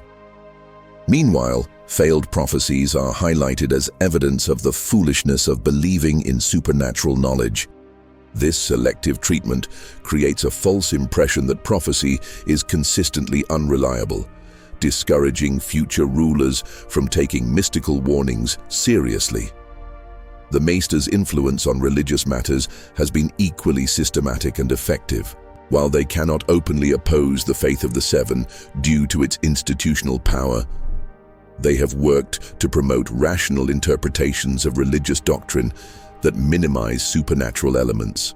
They encourage viewing the gods as symbolic rather than literal, promote naturalistic explanations for apparent miracles, and generally foster an atmosphere of skepticism toward religious claims. Their relationship with the old gods of the North has been even more antagonistic. These ancient deities, with their direct connection to magic through the Weirwood network, represent everything the Maesters oppose. They have worked systematically to discredit northern religious practices, portraying them as primitive superstitions that educated people should abandon. The decline of Weirwood worship in southern regions can be directly attributed to centuries of Maester influence. The individual stories of various Maesters reveal the personal cost of this conspiracy. Men like Qyburn, who was expelled from the Citadel for his magical experiments, show what happens to those who refuse to conform to the Order's anti-magical orthodoxy. Conversely, Maesters like Luwin demonstrate how thoroughly the conspiracy's ideals can be internalized, even by well-meaning individuals who genuinely believe they are serving the greater good. The economic dimensions of the conspiracy are equally significant. Magic, by its very nature, represents a threat to established economic systems. A single dragon can destroy armies that cost fortunes to raise and equip. A competent wizard can accomplish tasks that would require vast resources using conventional methods. Prophecy can provide strategic advantages that no amount of gold can purchase. By eliminating these magical capabilities, the Maesters ensure that wealth and conventional resources remain the primary determinants of power. This economic motivation aligns perfectly with the interests of the Hightowers, the ancient house that effectively controls Oldtown and, by extension, the Citadel. The Hightowers have built their power on trade and conventional wealth rather than magical abilities or ancient bloodlines. A world without magic is a world where their particular advantages, money, connections, institutional influence, become paramount.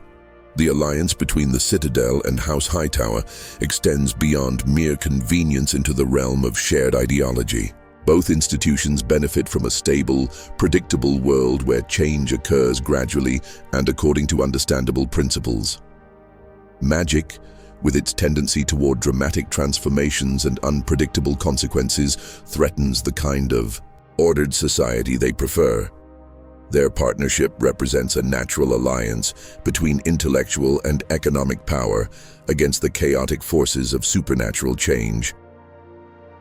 The faith of the Seven, despite its occasionally antagonistic relationship with the Maesters, has often served as an unwitting ally in their anti-magical campaign. The faith's emphasis on human virtue over supernatural power, its suspicion of magical practices as potentially demonic, and its institutional opposition to the old gods all align with Maester objectives.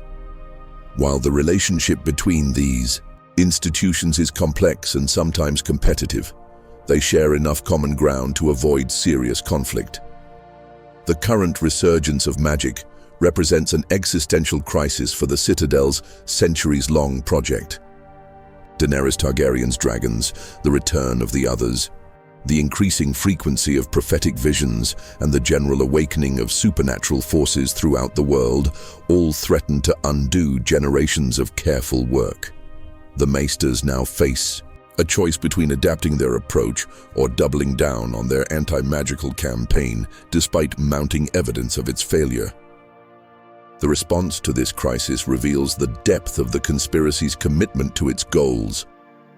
Rather than acknowledging the reality of returning magic, many Meisters have intensified their efforts to explain away or discredit supernatural events. They promote alternative explanations for dragon sightings, dismiss reports of others as northern superstition, and continue to insist that rational analysis can explain apparent magical phenomena. But some within the Citadel, like Marwyn the Mage, recognize that the old approach is no longer viable. These dissidents represent a potential fracture within the conspiracy, a split between those who cling to the anti-magical orthodoxy and those who accept the need for adaptation. This internal conflict could determine whether the Citadel continues as a unified force or fragments into competing factions with different approaches to the returning magical world. The strategic implications of the conspiracy's exposure are staggering. If rulers throughout Westeros come to understand that their trusted Meister advisors have been pursuing their own agenda rather than providing neutral counsel, it could trigger a massive purge of Citadel influence. The information networks, the historical records, the accumulated institutional power, all of it could be swept away if the conspiracy is fully revealed. But the conspiracy's greatest vulnerability may lie in its own success.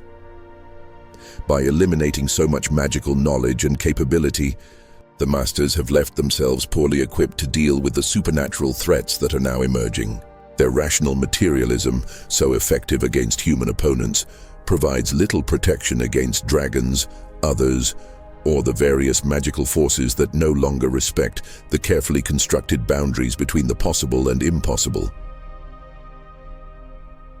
The irony is profound. In their effort to create a safer, more predictable world, the Masters may have eliminated the very tools and knowledge that humanity will need to survive the coming supernatural crisis. Their war against magic was won so completely that they destroyed not just magical threats but magical defenses as well. Now, as the forces of ice and fire clash across the known world, the Citadel's grey rats find themselves scrambling to understand powers they spent centuries denying existed. The ultimate question is whether the Maesters will recognize the failure of their anti-magical campaign in time to be part of the solution, or whether their institutional commitment to rational materialism will make them an obstacle to humanity's survival. The choice they make will determine not only their own fate, but the fate of the entire world they helped create through their centuries of careful manipulation and control. Theory 13. Dawn's true lineage, the Sword of the Morning and the First. Ice, the Starfall's secret. The legendary sword Dawn, wielded by the Sword of the Morning of House Dayne, is not merely an ancient blade, but is connected to the last hero and the war for the Dawn.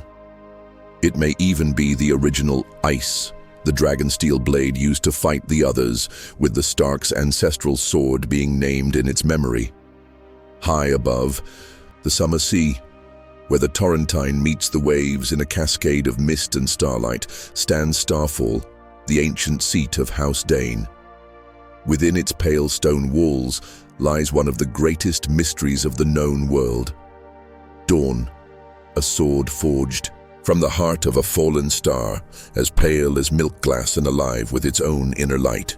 For thousands of years, this blade has been passed not from father to son, but to whichever knight of House Dayne proves worthy of the title Sword of the Morning. But what if this ancient weapon carries a significance far greater than even its legendary bearers suspected? What if Dawn is not just a relic of the Age of Heroes, but the very weapon that ended the long night and saved humanity from eternal darkness? The origins of House Dane stretch back into the mists of prehistory, to the very dawn of recorded time in Westeros. According to their own legends, the founder of their house followed a falling star to the mouth of the Torrentine, where he discovered a stone unlike any other, a remnant of celestial fire that had somehow retained its otherworldly properties even after crashing to Earth.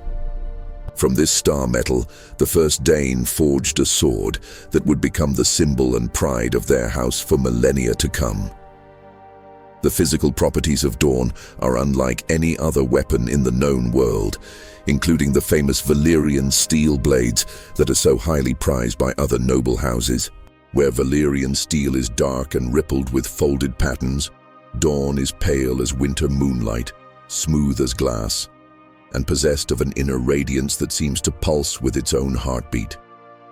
It cuts through steel and flesh with equal ease, never dulls or chips, and is said to feel warm to the touch even in the coldest weather.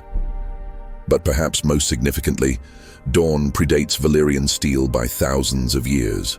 The Valyrian freehold, for all its might and magical sophistication, rose to power long after the war for the Dawn had ended and the long night had passed into legend. This means that when the last hero ventured into the frozen wastes beyond, the Wall, seeking the children of the forest and the secret to defeating the others, Valyrian steel did not yet exist.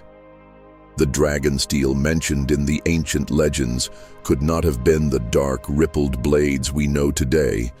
It must have been something else entirely. The term dragon steel itself has always been something of a puzzle. While most assume it refers to Valyrian steel and its connection to dragonfire, this interpretation becomes problematic when we consider the timeline. Dragons were not yet under human control during the long night, and the Valyrian techniques for binding dragon essence into steel would not be developed for millennia. So what was this legendary dragon steel that could cut through other flesh and break their icy weapons? What blade could channel the power of dragons before dragons themselves were tamed? The answer may lie not in the dragons of Valyria, but in the dragons of the sky, the stars themselves, those celestial fires that burn with a light and heat that make even the greatest dragons seem like candles. A sword forged from actual star metal, from the very essence of cosmic fire, would indeed deserve the name Dragonsteel. It would embody the ultimate expression of fire magic, not channeled through earthly dragons, but drawn directly from the eternal flames that light the heavens. This interpretation transforms our understanding of the last hero's quest. Rather than being a desperate search for some unknown magical solution, it becomes a mission to retrieve a specific weapon, perhaps the only weapon, capable of ending the supernatural winter that had gripped the world. The last hero didn't just wander into the frozen north hoping to find help. He went in search of dawn, guided by ancient knowledge or prophetic vision, to the one blade that could turn the tide against the others. The Stark connection becomes crucial when we consider the aftermath of the war for the Dawn. House Stark has always claimed descent from the last hero, and their ancestral sword has carried the name Ice for countless generations. But here lies a curious discrepancy. The current sword Ice is made of Valyrian steel, forged long after the Long Night ended. Why would the Starks name their blade after Ice when they are servants of fire's eternal enemy? Why choose a name that seems to honor the very force they fought against? The answer may be that Ice was never about honoring frozen water or winter's power. It was about remembering a blade that could cut ice, specifically the supernatural ice of the others' weapons and armor. The original Ice was Dawn itself, the star-forged sword that the last hero wielded in the final battle against the darkness. When that blade passed into the keeping of House Dane, perhaps as a reward for their ancient service, or as part of some larger political settlement, the Starks maintained the tradition of naming their sword Ice in memory of what had been lost. This interpretation explains several otherwise puzzling aspects of Stark tradition. The crypts of Winterfell, with their iron swords across the laps of stone kings, may represent not just burial customs, but a form of magical warding designed to keep some ancient evil at bay. The missing swords from the oldest tombs might not have been stolen by common thieves, but removed by the Starks themselves when the original ice was needed for its true purpose. The very name Winterfell could refer not to the place where winter fell as snow, but where winter, the cosmic force of eternal cold, was finally defeated.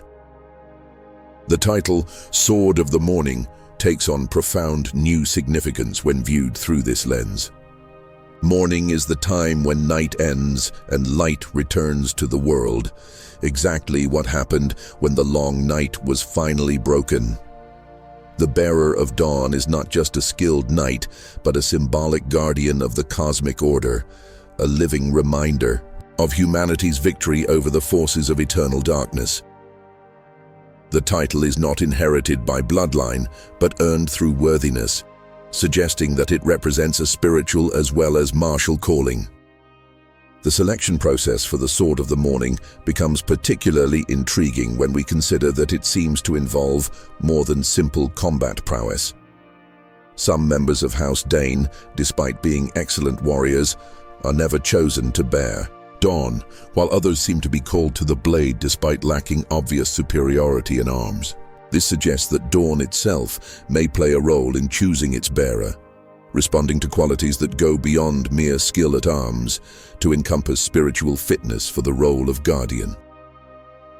The relationship between House Dayne and House Stark has always been marked by mutual respect, despite their geographic separation and occasional political differences. This connection becomes more understandable if they share a history rooted in the War for the Dawn. If the Daynes have been the keepers of the sword that saved the world, while the Starks have been the guardians of the knowledge and traditions that remember why that salvation was necessary. The legend of Arthur Dayne, the last great sword of the morning before the current era, adds another layer to this mystery. His reputation as perhaps the greatest knight who ever lived, his role in events surrounding the Tower of Joy, and his death at the hands of Ned Stark create a complex web of connections between the houses. But what if Arthur's presence at the Tower of Joy was not just about protecting Lyanna Stark, but about Dawn itself? What if the sword played a role in the events surrounding Jon Snow's birth, perhaps serving as a guardian or witness to the union of ice and fire? The current absence of a Sword of the Morning is particularly ominous, given the supernatural threats now emerging throughout Westeros. Dawn sits in Starfall, waiting for a bearer worthy of its power, while others march south and dragons soar in distant skies. The blade that once ended the long night remains unused while a new long night begins to fall across the world. This situation suggests that the identification and empowering of a new Sword of the Morning may be crucial to humanity's survival in the coming conflict. The magical properties of Dawn may extend beyond its obvious capabilities as a weapon to encompass more subtle but equally important powers.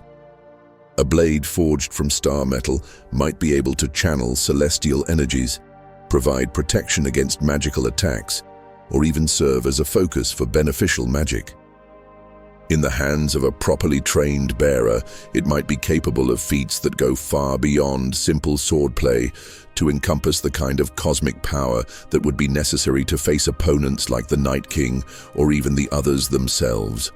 The symbolic weight of Dawn in the larger narrative cannot be overstated. In a story titled A Song of Ice and Fire, a weapon that embodies the ultimate expression of cosmic fire while bearing a name that speaks to the end of darkness, represents the perfect synthesis of the themes that drive the entire saga. It is the bridge between the ancient past and the prophetic future, the link between legend and reality, the promise that even the longest night must eventually end. The question of who will ultimately wield Dawn in the coming crisis becomes crucial to understanding how the conflict might be resolved. Will it be a member of House Dayne, continuing their ancient role as Guardians of the Dawn? Will it be Jon Snow, whose mixed heritage might make him worthy of a blade that bridges different magical traditions? Or will it be someone unexpected, chosen by the sword itself for qualities that go beyond bloodline or training? The answer to this question may determine not just the outcome of individual battles, but the shape of the world that emerges from the current chaos. Dawn represents more than just a weapon. It embodies hope itself, the promise that no matter how dark the night becomes, morning will always come. In a world where winter threatens to last forever and ancient evils stir in the darkness, that promise may be the most powerful magic of all. The legend of Dawn reminds us that some weapons are more than tools of war. They are symbols of cosmic order, guardians of the balance between light and darkness, ice and fire. As the wheel of time turns and ancient conflicts rise anew, the pale blade that once ended the long night may be called upon to serve its true purpose once more, to be the dawn that breaks eternal winter and brings the light of hope back to a world grown cold with fear and despair. Theory 14. The dragon has 3 heads. Beyond the riders, a prophecy of souls, the trinity of power.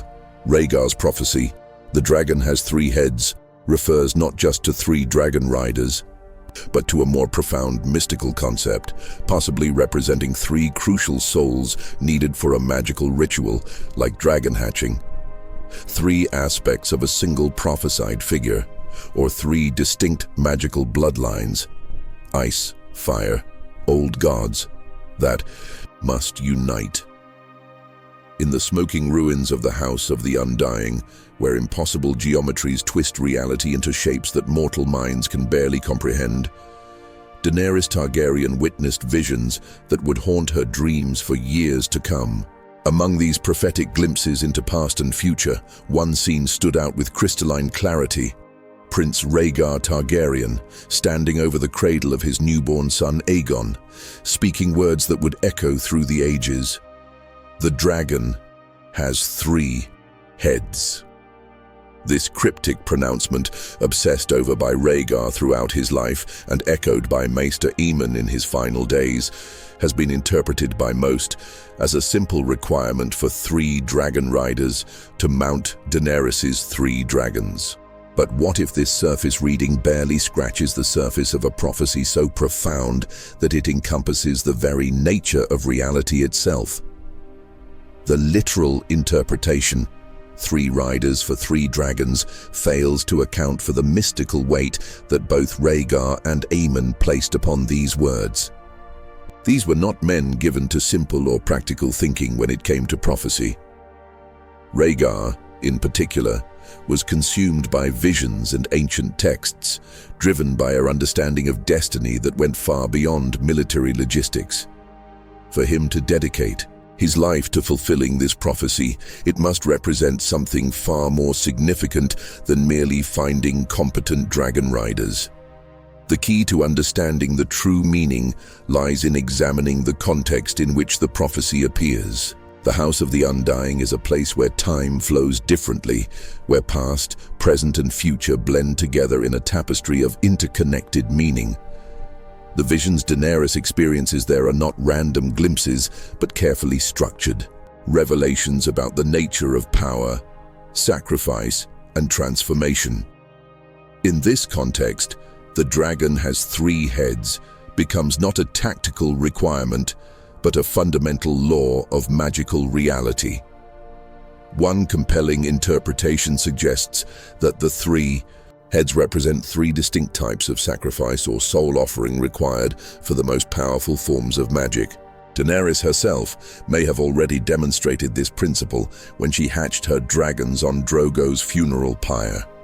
The ritual involved 3 distinct sacrificial elements: her own near-death experience as she walked into the flames, the life of her unborn child Rhaego, and the death of her husband Khal Drogo. 3 souls, 3 types of love and loss, 3 forms of life force channeled into the awakening of dragons from stone. This interpretation transforms dragon hatching from a unique miracle into a replicable magical principle.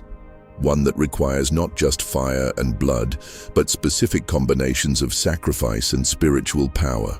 The three heads of the dragon would represent the three essential components: the willing sacrifice of the ritualist, the innocent life offered to feed the magic, and the death of one bound by love to the practitioner. Each element brings a different type of spiritual energy to the working, and all three are necessary for success. But the prophecy may operate on even deeper levels, encompassing not just individual magical workings, but the fundamental structure of reality itself. In many mystical traditions, the number 3 represents completion, the synthesis of opposing forces into something greater than the sum of its parts. The dragon with 3 heads might symbolize the necessary union of the 3 great magical traditions that have shaped the history of the known world: the fire magic of Valyria and the dragons, the ice magic of the others and the far north, and the earth magic of the children of the forest and the Weirwood network. Jon Snow emerges as a crucial figure in this interpretation, embodying the literal fusion of ice and fire through his parentage. As the son of Lyanna Stark and Rhaegar Targaryen, he carries both the wolf blood of the north with its connection to the old gods, and the dragon blood of Valyria with its mastery over fire. But to fulfill the prophecy of 3 heads, he would need to somehow incorporate the 3rd magical tradition, perhaps through his connection to the Night's Watch and the Wall, that great magical barrier that may itself be a product of cooperation between all 3 traditions. The prophetic implications extend beyond individual characters to encompass the very nature of the threats facing the known world. The others represent ice taken to its absolute extreme, a force of eternal winter that would freeze all life and change into crystalline perfection. The dragons and their fire magic represent the opposite extreme, the power to burn away everything that exists in pursuit of transformation and rebirth. Between these opposing forces stands the middle path of the old gods and the Weirwood network, representing growth, memory, and the cyclical nature of life itself. The resolution of the current crisis may require not the victory of one force over the others, but their synthesis into something entirely new. The dragon with 3 heads would then represent this new form of power, one that incorporates the best aspects of all 3 magical traditions while avoiding the extremes that make each individually dangerous. Fire magic provides the power of transformation and renewal. Ice magic offers the stability of preservation and order, and earth magic supplies the wisdom of memory and the patience of ages. Daenerys herself may represent one approach to this synthesis, having already demonstrated the ability to combine different magical elements in her dragon hatching ritual. Her dragons are not purely creatures of fire, but incorporate elements from multiple traditions. They are bound to her through blood magic, reminiscent of both Valyrian sorcery and the older traditions of the East, and their eggs were awakened through a combination of fire, sacrifice, and what might be called a form of earth magic in the symbolic rebirth through the funeral pyre. But Daenerys' approach may be incomplete or unstable, as evidenced by her growing struggles to control her dragons and her increasing isolation from human connection. The full realization of the 3-headed dragon may require a different kind of synthesis, one that involves multiple individuals working in concert rather than a single person trying to embody all 3 traditions simultaneously. The geographical distribution of the 3 main magical traditions provides another clue to the prophecy's ultimate meaning. The fire magic of Valyria originated in the east.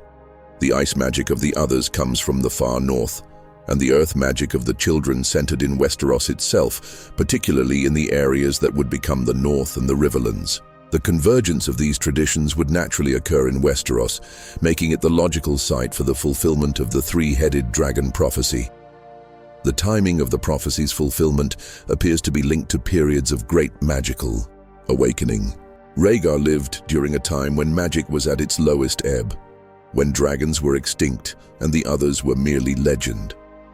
His obsession with the prophecy may have stemmed from an understanding that such periods of magical dormancy are temporary, that the forces of ice and fire must eventually return to the world in greater strength than before. The three-headed dragon would then represent not just a response to these returning powers, but a necessary evolution in magical understanding.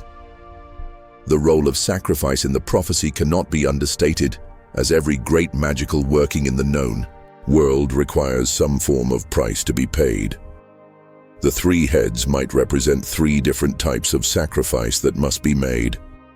The sacrifice of innocence, the transition from ignorance to terrible knowledge, the sacrifice of love, choosing duty over personal happiness, and the sacrifice of self, the willing surrender of individual identity for the greater good. Each type of sacrifice opens different pathways to power and understanding. The prophecy may also operate on a temporal level, encompassing not just the current crisis, but the cyclical nature of history itself. The first dragon might represent the past and the mistakes that must be remembered and learned from. The second dragon could symbolize the present and the choices that must be made in the face of immediate threats. The third dragon would then represent the future and the hope that current sacrifices will create a better world for those who come after. In this interpretation, the fulfillment of the prophecy requires not just magical power, but historical understanding, a comprehensive grasp of how past events have shaped the present crisis and how current actions will determine future possibilities. The three-headed dragon becomes a symbol of temporal mastery, the ability to see beyond the immediate moment, to understand the deeper patterns that govern the rise and fall of civilizations. The genetic implications of the prophecy add another layer of complexity, particularly when considered in light of Targaryen history and their tradition of sibling marriage. The three heads might represent three distinct bloodlines that must be preserved and eventually reunited. The main Targaryen line with its connection to dragons and fire magic, the Stark line with its connection to winter and the old gods, and a third line that carries the blood of the children of the forest or some other ancient magical tradition. This interpretation would make Jon Snow crucial, not just as an individual, but as a living symbol of reunification, carrying both Targaryen and Stark blood in his veins. But it would also suggest the need for a third figure, someone who embodies the earth magic tradition and can complete the trinity of bloodlines. This role might be filled by Bran Stark in his transformation into the three-eyed raven, or by some other character whose heritage connects them to the deepest magical traditions of the known world. The ultimate fulfillment of the three-headed dragon prophecy may require a form of magical working so profound that it transcends individual identity entirely. Rather than three separate people working together, it might involve a temporary fusion of consciousness that allows the participants to access the combined knowledge and power of all three magical traditions. This would be a form of magic beyond anything previously seen in the known world, a synthesis that creates something genuinely new rather than simply combining existing elements. The cost of such a working would be enormous, possibly requiring the willing sacrifice of individual identity from all participants. They would gain access to cosmic power and understanding, but at the price of their separate selves. The three-headed dragon would then represent not just a weapon against the current threats, but a fundamental transformation in the nature of consciousness itself, an evolution beyond human limitations towards something approaching divine awareness. In the end, the prophecy of the dragon with three heads may be the key to understanding not just the resolution of the current crisis, but the ultimate destiny of the known world.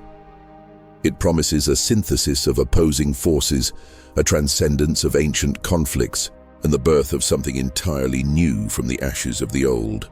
Whether this transformation proves to be salvation or catastrophe may depend on the wisdom and courage of those called to fulfill this most profound of prophecies. Theory 14. The doom that came to Summerhall. A king's sacrifice, a prince's burden.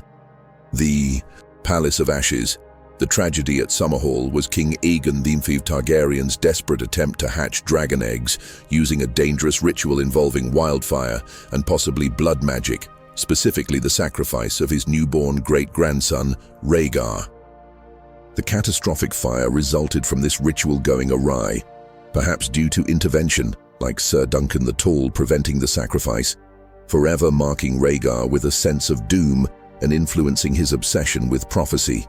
The ruins of Summerhall stand like a blackened crown against the Dornish sky, their broken stones testament to ambition transformed into catastrophe, love perverted into horror, and hope burned to ash in a single night of flame and screaming. Of all the disasters that have befallen House Targaryen, none carries the weight of tragic irony quite like the events of that terrible evening in 259 AC, when a king's desperate dream of restoration became a nightmare that would haunt his dynasty for generations to come.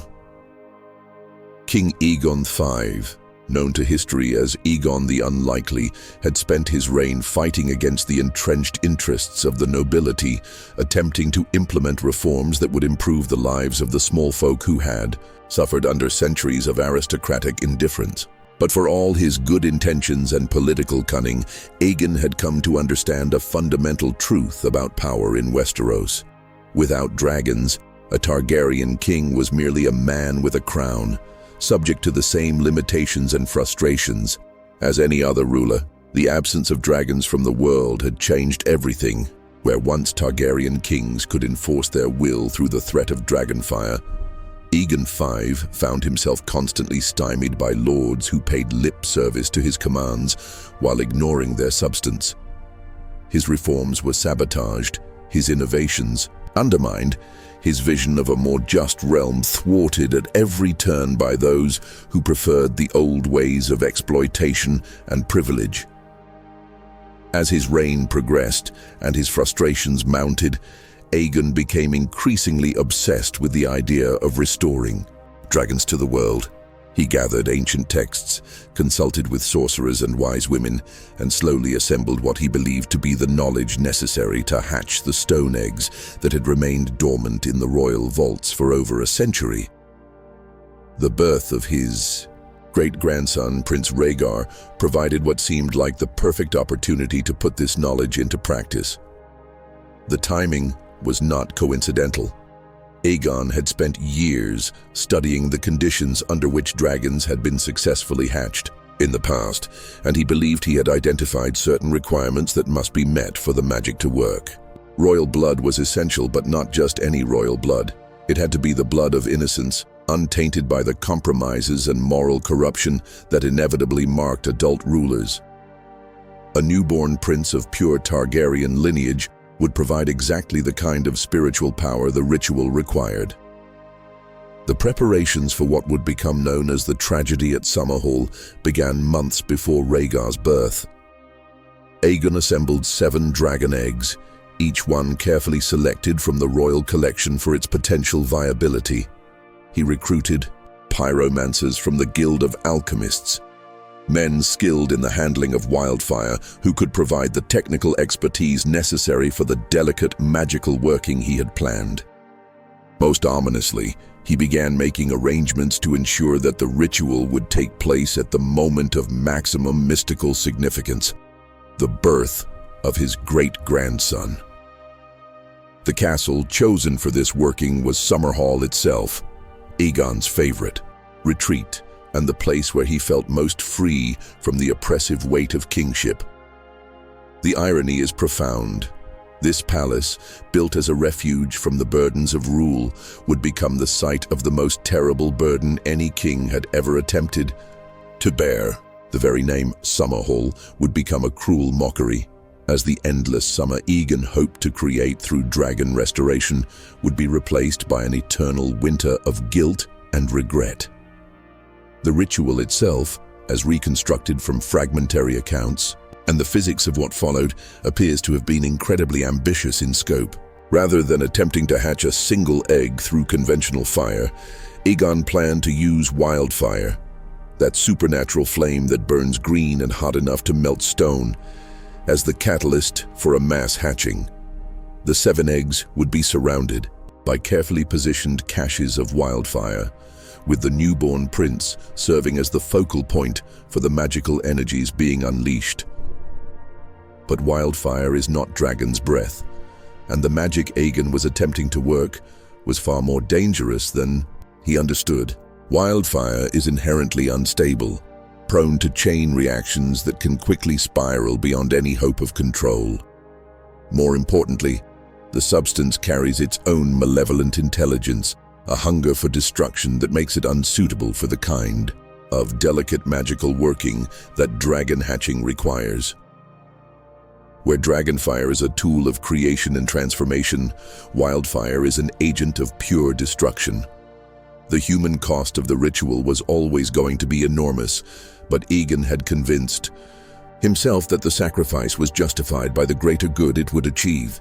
A single infant's life weighed against the power to transform the realm, to enforce justice, to create the better world he had dreamed of throughout his reign.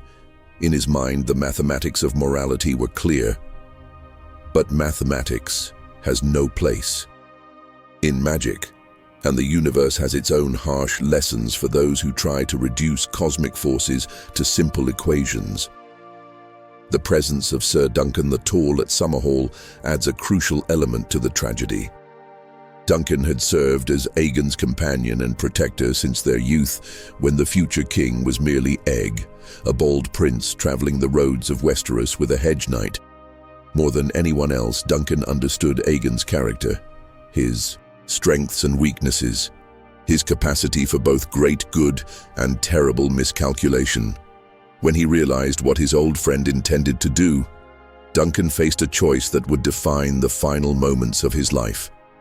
The exact sequence of events that night remains shrouded in mystery, but the evidence suggests that Duncan attempted to prevent the sacrifice of the infant Rhaegar. Whether through physical intervention, magical interference, or simply the disruption of the ritual's precise timing, his actions caused the carefully planned working to collapse into chaos. The wildfire, deprived of its intended focus but already ignited and hungry for fuel, spread throughout the castle with supernatural speed and heat. The death toll was staggering. King Aegon V himself, consumed by the flames he had hoped to master. Prince Duncan, the king's eldest son and heir, who had renounced his claim to marry for love, and Sir Duncan the Tall, the noble knight whose final act was to save an infant's life at the cost of his own. The castle was gutted, its beautiful halls and chambers reduced to smoking rubble.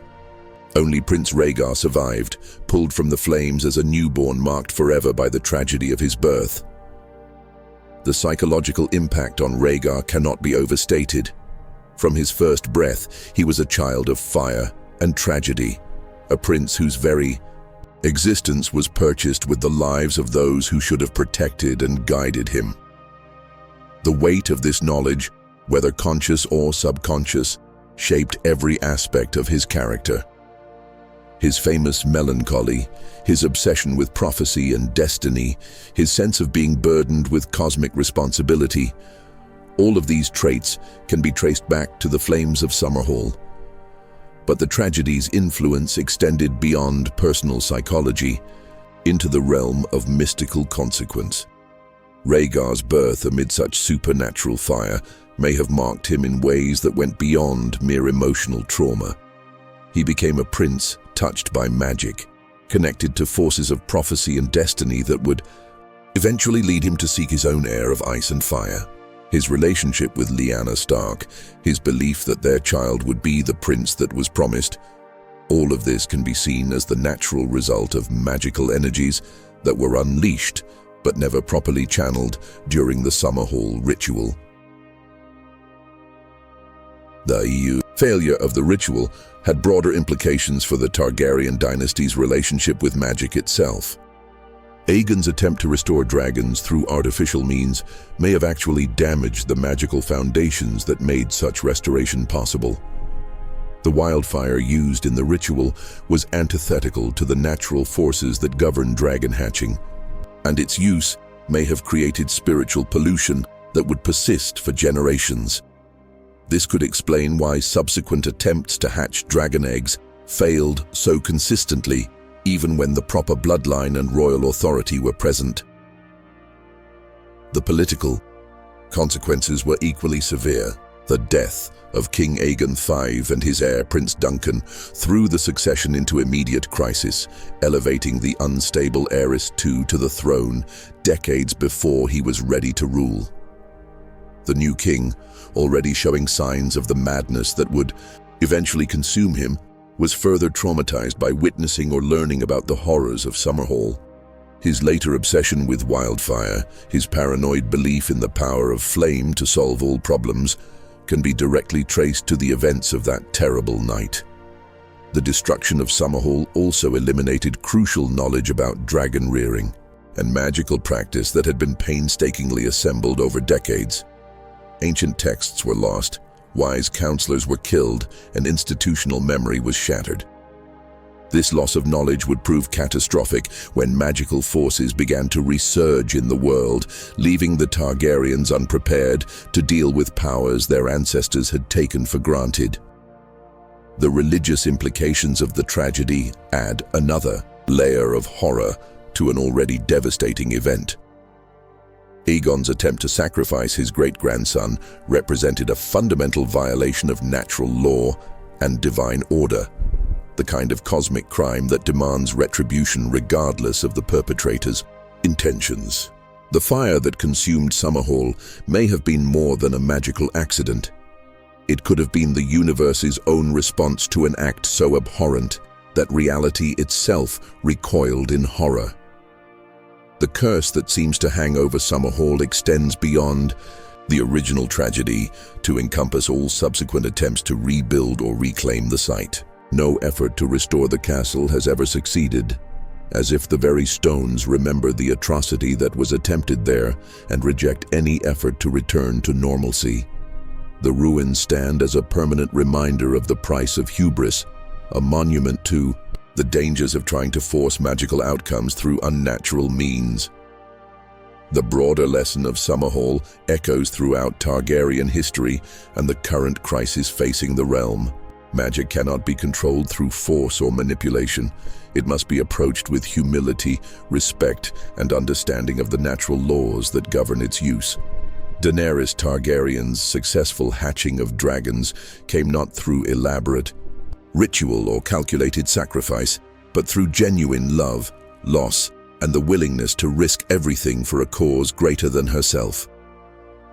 The ghost of Summerhall haunts every subsequent magical working in the series, serving as a warning about the difference between true magical understanding and mere technical knowledge.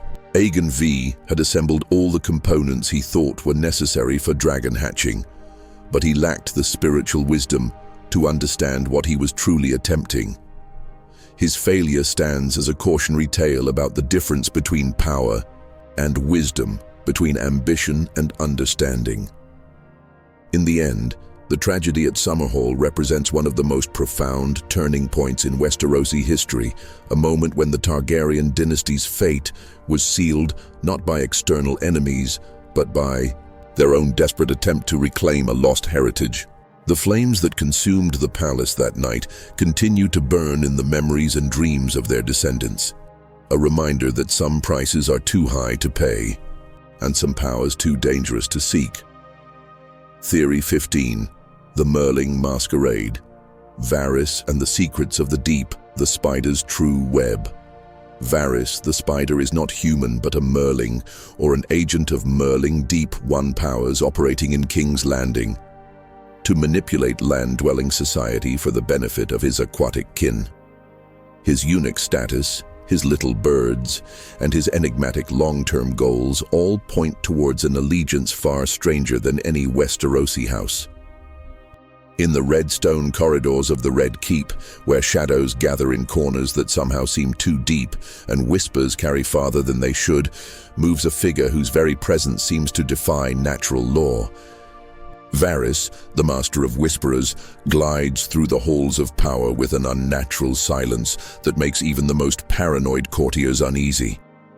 His soft slippers make no sound on stone floors, his movements flow like water rather than walking, and his pale, hairless flesh has a quality that seems more aquatic than human. Most attribute these oddities to his foreign origins or his traumatic castration. But what if the truth is far stranger and more unsettling than anyone has dared to imagine? The conventional biography of Varys paints him as a child of Lys who was brutally castrated by a sorcerer and sold into slavery, eventually rising through cunning and information gathering to become one of the most powerful figures in the Seven Kingdoms. But this history, convenient as it is, contains numerous gaps and inconsistencies that become more troubling upon close examination. No one has ever been able to verify his supposed origins in Lys, and his accent and mannerisms bear little resemblance to other Lyseni characters we encounter throughout the series. More significantly, his physical characteristics diverge from normal human parameters in ways that suggest a non-human origin. His skin is not merely pale, but has an almost translucent quality, with visible veins that seem to pulse with their own rhythm. His hairlessness is complete and absolute, extending to every part of his body in a way that goes beyond mere genetic variation or the effects of castration. His eyes, while appearing normal in daylight, seem to catch and reflect light in ways that suggest a different visual apparatus than standard human anatomy. But perhaps most telling are the aspects of his behavior that seem natural to him, but deeply unnatural to observers. His ability to move through the secret passages of the Red Keep with perfect navigation in absolute darkness suggests sensory capabilities that go beyond normal human limits. His network of little birds, the children who serve as his spies, display an almost supernatural ability to access hidden spaces and gather information, as if they have been trained by someone with intimate knowledge of non-human modes of perception and movement. The title Spider takes on new meaning when we consider the possibility that it describes not his web of information, but his fundamental nature. Like a spider, Varys operates according to sensory modalities that are alien to his prey. He detects vibrations and movements through media that humans cannot perceive, responds to stimuli that others ignore, and constructs traps that function on principles his victims cannot understand. But if the metaphor is apt, what kind of environment would produce such a predator? The answer may lie beneath the waves, in the legendary underwater civilizations that feature prominently in the mythology of many coastal cultures throughout the known world. The Iron Islands speak of the Deep Ones, aquatic beings who occasionally interact with surface dwellers but maintain their own alien society beneath the sea. Old Valyria knew of Merlings, creatures with the intelligence of men but the physiology of sea dwellers. Even the Meisters, for all their skepticism about magical matters, acknowledge the existence of various sea peoples in their more comprehensive texts. These underwater civilizations would naturally have different priorities and perspectives than surface-dwelling humans. Where land-based societies focus on territorial control and agricultural production, aquatic cultures would be concerned with currents, tides, and the health of the ocean ecosystem. They would view the constant warfare and environmental destruction of the surface world with alarm, seeing it as a threat to the delicate balance that maintains their underwater realm. Varys's long-term goals, when viewed through this lens, make a different kind of sense. His manipulation of surface politics, his careful orchestration of conflicts, and his ultimate support for certain claimants over others could all be designed to prevent the kind of large-scale environmental catastrophe that would threaten underwater civilizations. The wars he helps to foment are precisely targeted to eliminate the most destructive elements of surface society while preserving those leaders who might be more amenable to peaceful coexistence. His partnership with Illyrio Mopatis gains new significance when we consider the possibility that they are both agents of the same non-human power structure. Illyrio's base in Pentos gives him access to the Narrow Sea and the various maritime trade routes that would be crucial for maintaining Communication with underwater allies. His wealth and resources provide the material support necessary for Varys' operations, while Varys' position in King's Landing gives them access to the highest levels of Westerosi decision-making. The eunuch status that defines Varys' public identity may be more than just a convenient cover story. It might be a biological reality that reflects his non-human origins.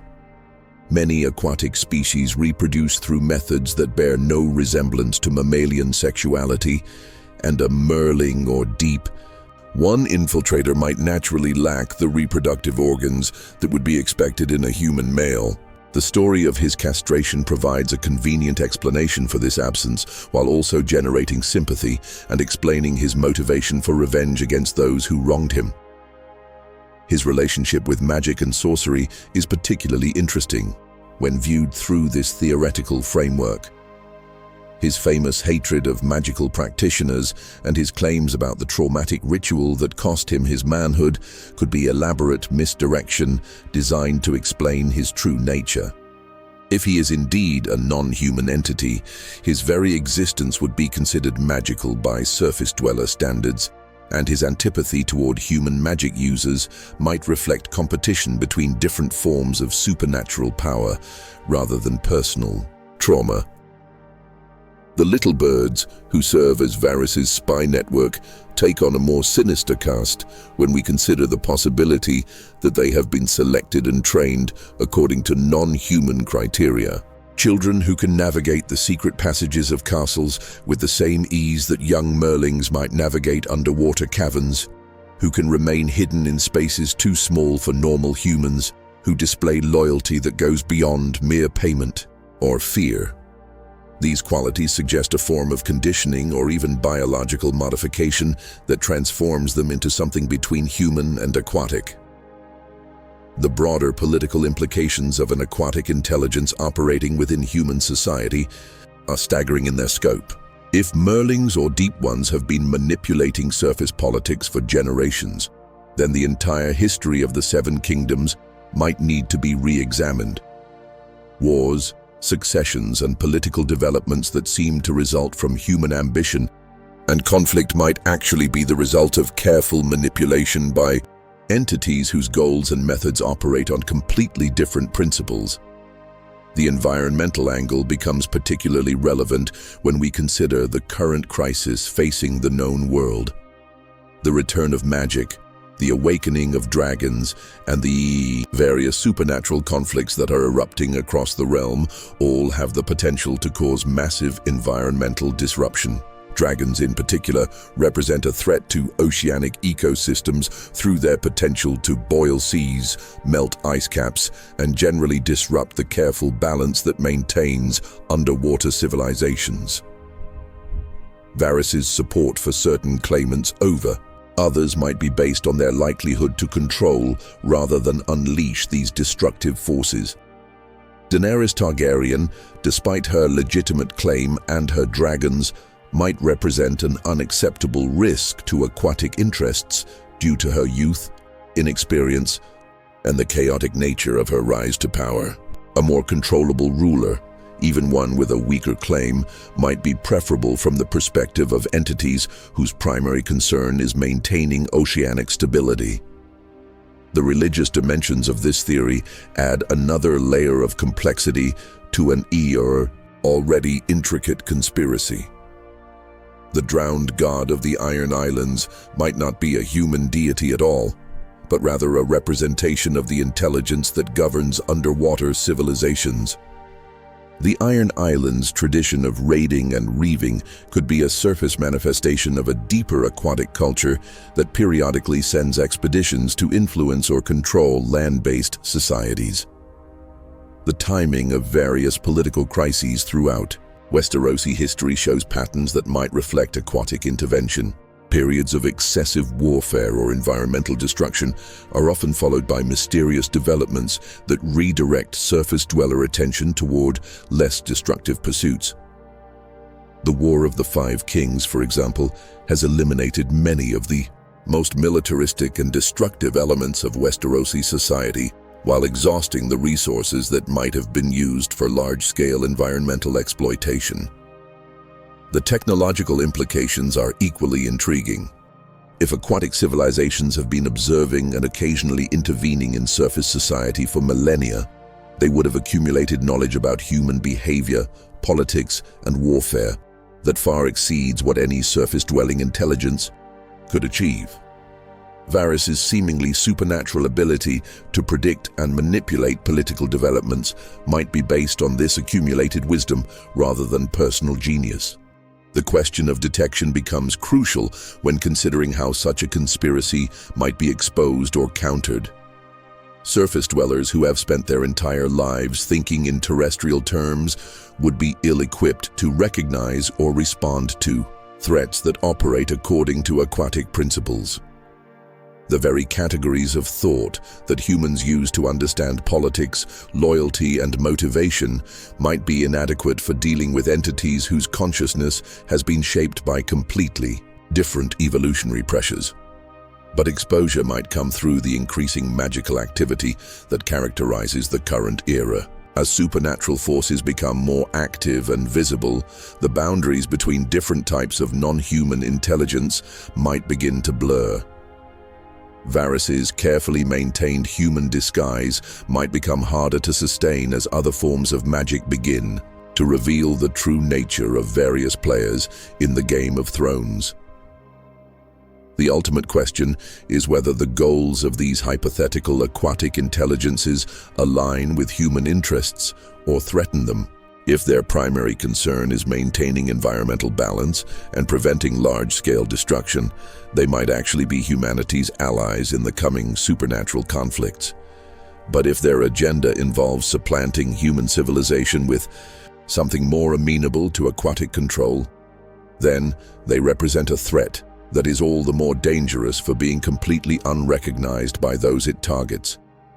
In the end, the theory of Varys as a merling or agent of aquatic powers transforms our understanding of the Game of Thrones from a purely human conflict into something far more complex and alien.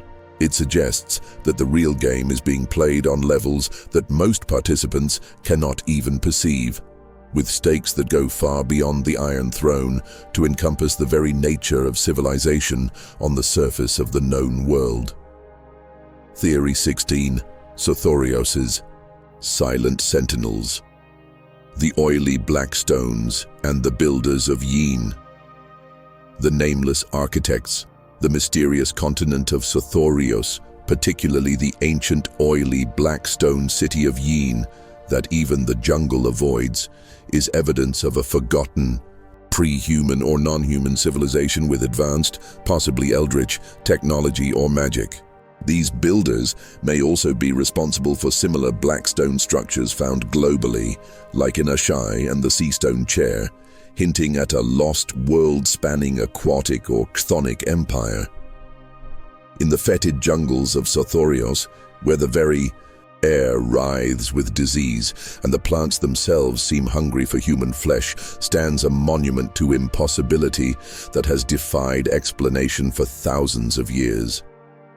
The ruined city of Yin rises from the green hell like a fever dream made manifest, its massive blocks of oily black stone arranged in geometries that hurt the mind to contemplate.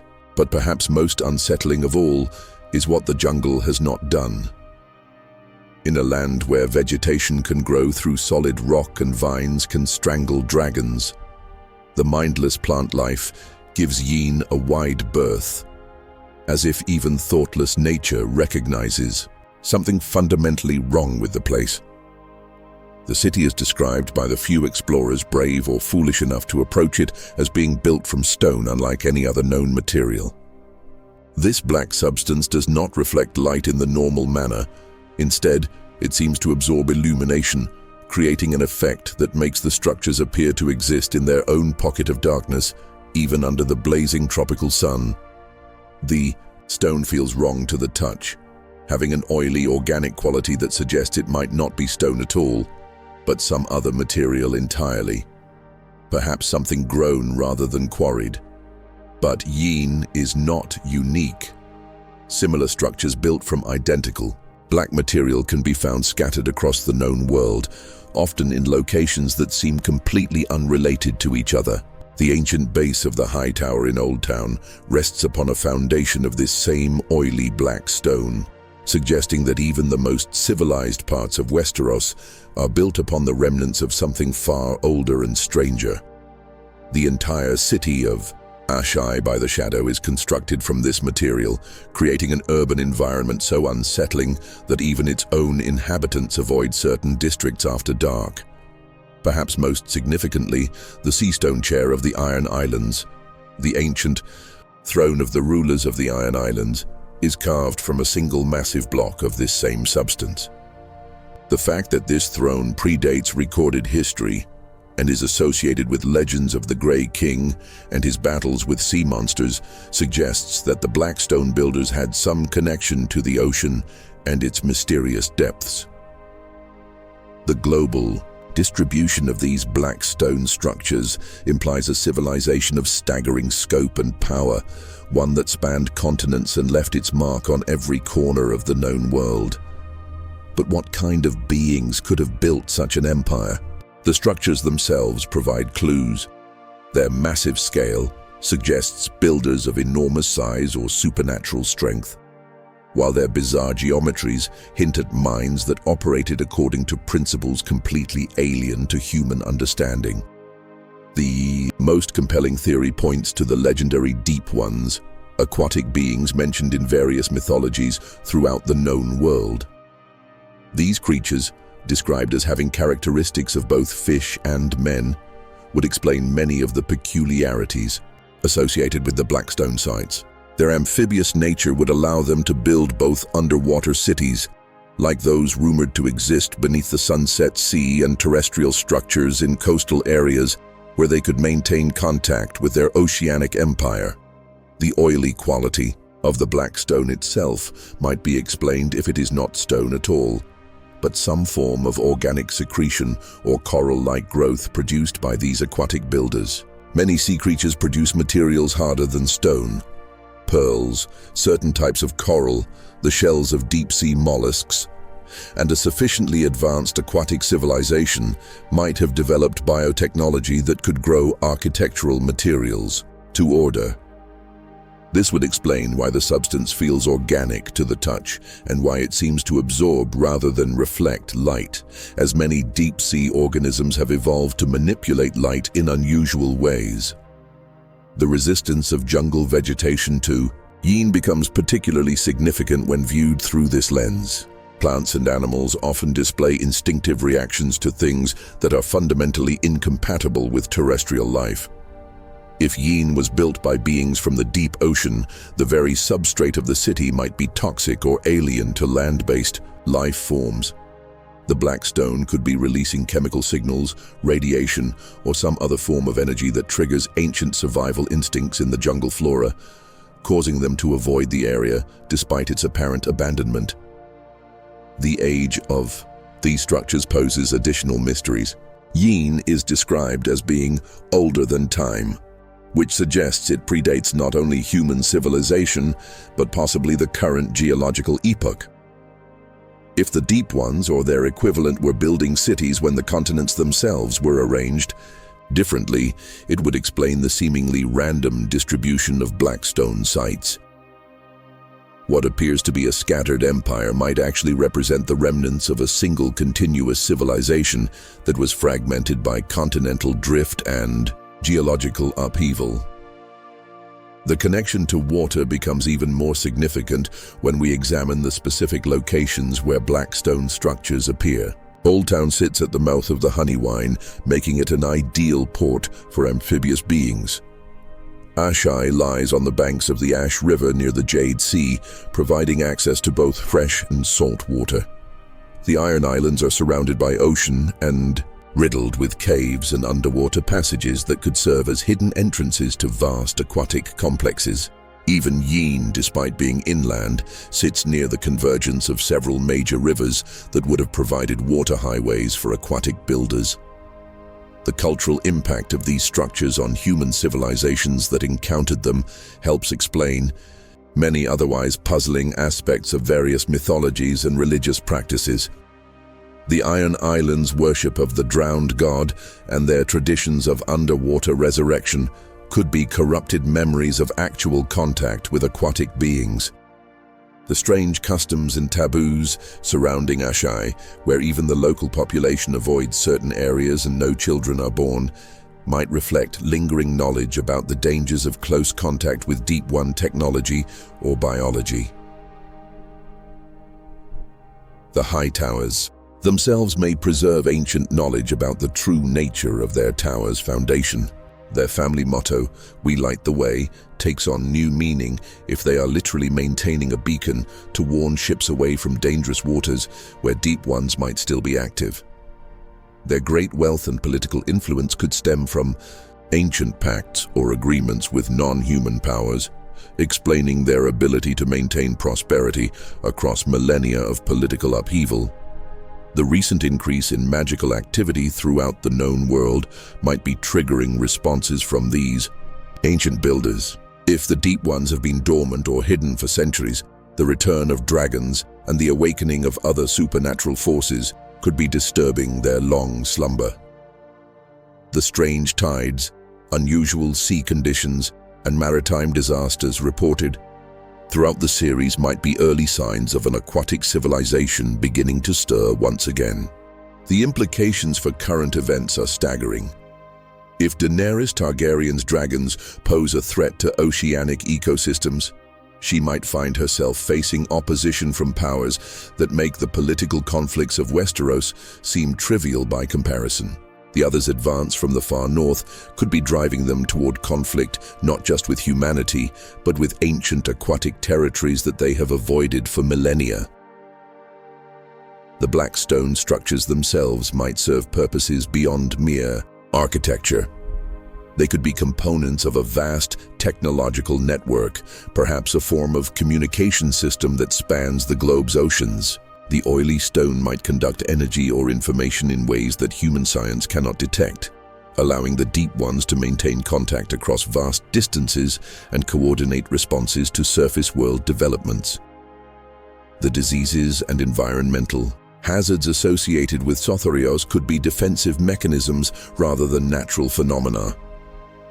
If the Deep Ones view human expansion as a threat to their ancient territories, they might have seeded the continent with biological agents designed to prevent permanent settlement. The various plagues, parasites, and toxic organisms that make Sothorios uninhabitable could be the products of advanced biotechnology rather than natural evolution. The psychological effects reported by those who spend time near black stone structures, dreams of underwater cities, visions of vast aquatic beings, inexplicable feelings of being watched, suggest that the stones themselves might be psychically active. They could be designed to influence the minds of surface dwellers, either to drive them away or to prepare them for eventual contact with their builders. The madness that often afflicts those who study these structures too closely might be the result of human minds trying to process information encoded for completely alien forms of consciousness. Theory 17. What if Rhaegar won the Trident? A realm reshaped by prophecy and blood. The Dragon Prince's victory. Had Rhaegar Targaryen defeated Robert Baratheon at the Trident, Westeros would have plunged into a different kind of chaos. Rhaegar, driven by prophecy, would likely have deposed Aerys the Sund, but faced a realm fractured by his actions concerning Lyanna Stark, the fury of Dorne, and the simmering resentment of defeated rebels, all while trying to prepare for the long night. The ruby that fell from Prince Rhaegar's breastplate into the waters of the Trident was not merely a gemstone. It was the crystallization of 1,000 possibilities, each one glittering with the potential to reshape the Seven Kingdoms in ways both wondrous and terrible. But what if that ruby had remained in place? What if the mace that shattered it had instead found its mark on Robert Baratheon's skull? What if the Silver Prince had emerged victorious from those bloody waters to face a realm that would never again be the same? The immediate aftermath of Rhaegar's hypothetical victory would have been a scene of carnage and chaos that would have dwarfed even the actual Battle of the Trident. Robert Baratheon's death would have sent shockwaves through the rebel forces, but it would not have ended their resistance. It would have transformed it into something far more desperate and dangerous. The surviving rebel commanders, men like Eddard Stark and Jon Arryn, would have faced a terrible choice: surrender and face the uncertain mercy of a man who had shattered their cause, or continue fighting in a war that had just become unwinnable. But Rhaegar's victory on the battlefield would have solved none of the underlying problems that had sparked Robert's rebellion in the first place. If anything, it would have magnified them exponentially. The prince who had started a war by supposedly abducting Lyanna Stark would now have to govern a realm where a significant portion of the nobility viewed him as a kidnapper and oathbreaker. His military success would provide temporary stability, but the political challenges he would face would be far more complex than anything his father had dealt with. The question of what to do with Aerys II would have become the most immediate and pressing crisis of Rhaegar's reign. The Mad King's behavior during the rebellion, his paranoid ravings, his threats to burn King's Landing, his execution of Brandon and Rickard Stark had made it clear that he was unfit to rule. But deposing one's own father is not a decision that can be made lightly, especially when that father still commanded the loyalty of certain factions within the realm. Rhaegar would have been forced to choose between civil war within his own family or allowing a madman to continue occupying the Iron Throne. The logistics of removing Aerys would have been nightmarish in their complexity. A formal Great Council could have provided legal cover for the deposition, but assembling such a council would have required the cooperation of lords who were already in open rebellion against Targaryen rule. A quiet assassination might have been more practical, but it would have carried the permanent stain of kinslaying and patricide. Most likely, Rhaegar would have been forced to stage some form of palace coup, imprisoning his father while claiming to act as regent for the good of the realm. But even a successful deposition of Aerys would have created as many problems as it solved. The wildfire caches hidden throughout King's Landing would have remained a constant threat, requiring careful identification and removal by pyromancers who might not be trustworthy. The various court factions that had thrived under the Mad King's chaotic rule would have needed to be neutralized or co-opted. Most challenging of all, Rhaegar would have needed to establish his own legitimacy while simultaneously repudiating his father's actions, a delicate balance that could easily have collapsed into renewed civil war. The fate of Lyanna Stark would have become the defining issue of Rhaegar's reign, a political and personal crisis that would have shaped every other decision he made. If she had survived childbirth, a possibility that his victory might have ensured by providing access to better medical care, her status would have been a constant source of tension. As his acknowledged lover and the mother of his child, she could not simply be returned to the north as if nothing had happened, but neither could she be easily integrated into the royal family without causing massive political upheaval. The options available to Rhaegar regarding Lyanna were all fraught with danger. An annulment of his marriage to Elia Martell would have delegitimized his children Aegon and Rhaenys, potentially creating rival claimants to the throne, and certainly enraging Dorne beyond any hope of reconciliation. Polygamy, while historically practiced by some Targaryen kings, would have been an affront to both the faith of the Seven and the Old Gods, potentially uniting the realm's religious institutions against him. Keeping Lyanna as an acknowledged mistress would have been a permanent insult to both Stark honor and Martell pride. The reaction from Dorne would have been swift and potentially catastrophic. Prince Oberyn Martell and his allies had already demonstrated their capacity for patient, deadly revenge, with their princess publicly humiliated and their royal grandchildren potentially bastardized. The Dornish response would have made their later plotting against the Lannisters seem like child's play. Rhaegar might have found himself facing a Completely different rebellion, one fought with poison and intrigue rather than armies and banners. The Northern Lords would have presented an equally complex challenge. Even with Robert Baratheon dead and their armies defeated, the proud lords of the North would not have easily forgiven the perceived dishonor done to House Stark.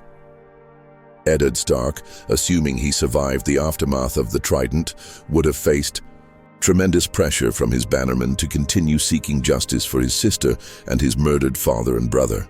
The Northern tradition of long memories and patient revenge would have made any peace settlement extremely fragile. The practical governance of a realm in the aftermath of such upheaval would have tested even Rhaegar's considerable abilities to their limits. The rebel lords who survived would have needed to be either punished or pardoned, with either choice carrying significant risks. Harsh punishment would have created martyrs and embittered their families for generations, while lenient treatment would have been seen as weakness and might have encouraged future rebellions. The economic consequences of the extended civil war would have been severe regardless of the outcome. The royal treasury, already strained by Aerys's erratic policies and expensive obsessions, would have been further depleted by the costs of putting down a major rebellion.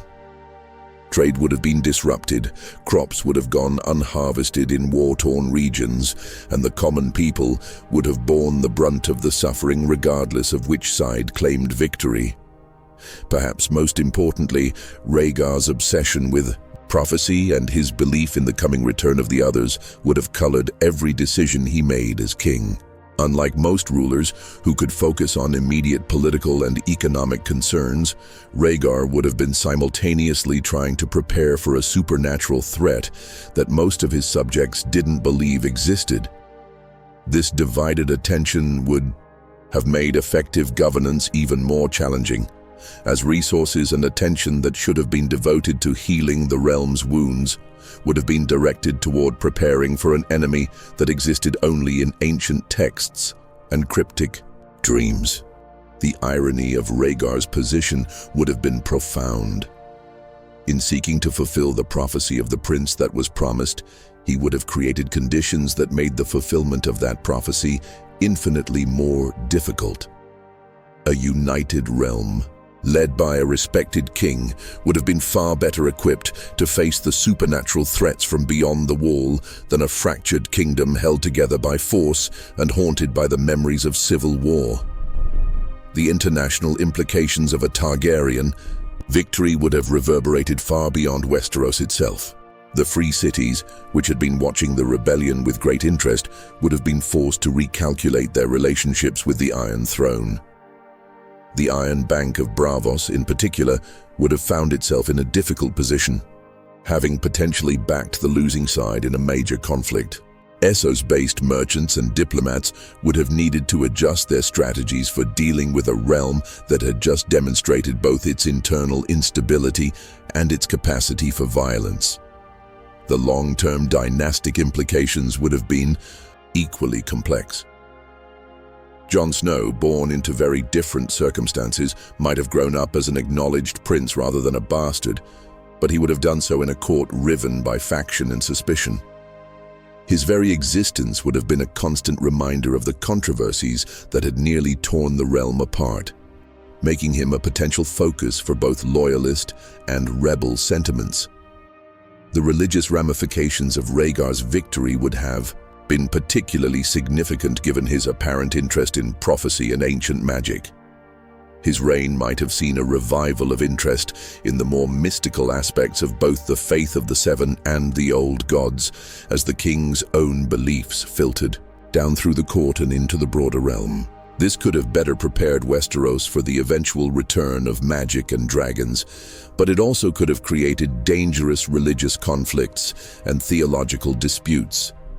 In the end, Rhaegar's victory at the Trident would have represented not the end of Westeros's troubles, but their transformation into something even more complex and dangerous. The immediate crisis of rebellion would have been replaced by the long-term challenges of governing a realm that had lost faith in its rulers, preparing for supernatural threats that few believed were real, and managing personal relationships that had profound political implications.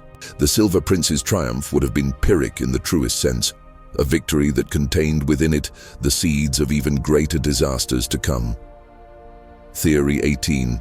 The silence of lost houses, echoes of Greystarks and Darklins, the vanished names. The histories of Westeros are littered with fallen houses, but some, like the Greystarks of the Wolf's Den or the Darklins of Duskendale, vanished under circumstances that hint at more than just political defeat. Their extermination may involve darker secrets, such as dabbling in forbidden magic, betrayals that violated sacred oaths, or knowledge that powerful entities sought to suppress, leaving only cautionary tales and haunted ruins. The Great Houses that rule the Seven Kingdoms today stand atop a foundation built from the bones of their predecessors. Families whose names have been erased from maps and memories with a thoroughness that speaks to deliberate effort rather than mere historical accident. While the rise and fall of noble houses is a constant theme throughout Westerosi history, certain extinctions carry an aura of mystery that suggests forces beyond conventional warfare or political maneuvering were responsible for their complete annihilation. House Greystark of the Wolf's Den provides perhaps the most chilling example of how thoroughly a noble lineage can be erased when it crosses certain unforgivable lines. For 500 years, this cadet branch of House Stark ruled the eastern reaches of the north from their seat at the Wolf's Den, serving as stalwart bannermen to their more powerful cousins at Winterfell. Their loyalty was never questioned, their service never found wanting, until the day they chose to stand with House Bolton in rebellion against their liege lords. The official histories record this as a simple case of misplaced loyalty and poor judgment, suggesting that the Greystarks were drawn into Bolton's scheming and paid the ultimate price for their betrayal.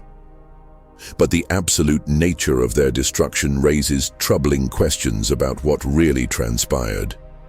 When the rebellion was crushed, every member of House Greystark was put to death. Their castle was razed to its foundations, and their very name was forbidden to be spoken. This goes far beyond the usual punishment for rebellion. It suggests an attempt to erase not just the family, but any memory that they had ever existed. The partnership with House Bolton becomes particularly significant when we consider the supernatural theories surrounding the Lords of the Dreadfort. If the Boltons are indeed something more than human, if they represent some form of ancient evil that has masqueraded as a noble house for millennia, then the Greystarks' alliance with them might have involved more than simple political calculation.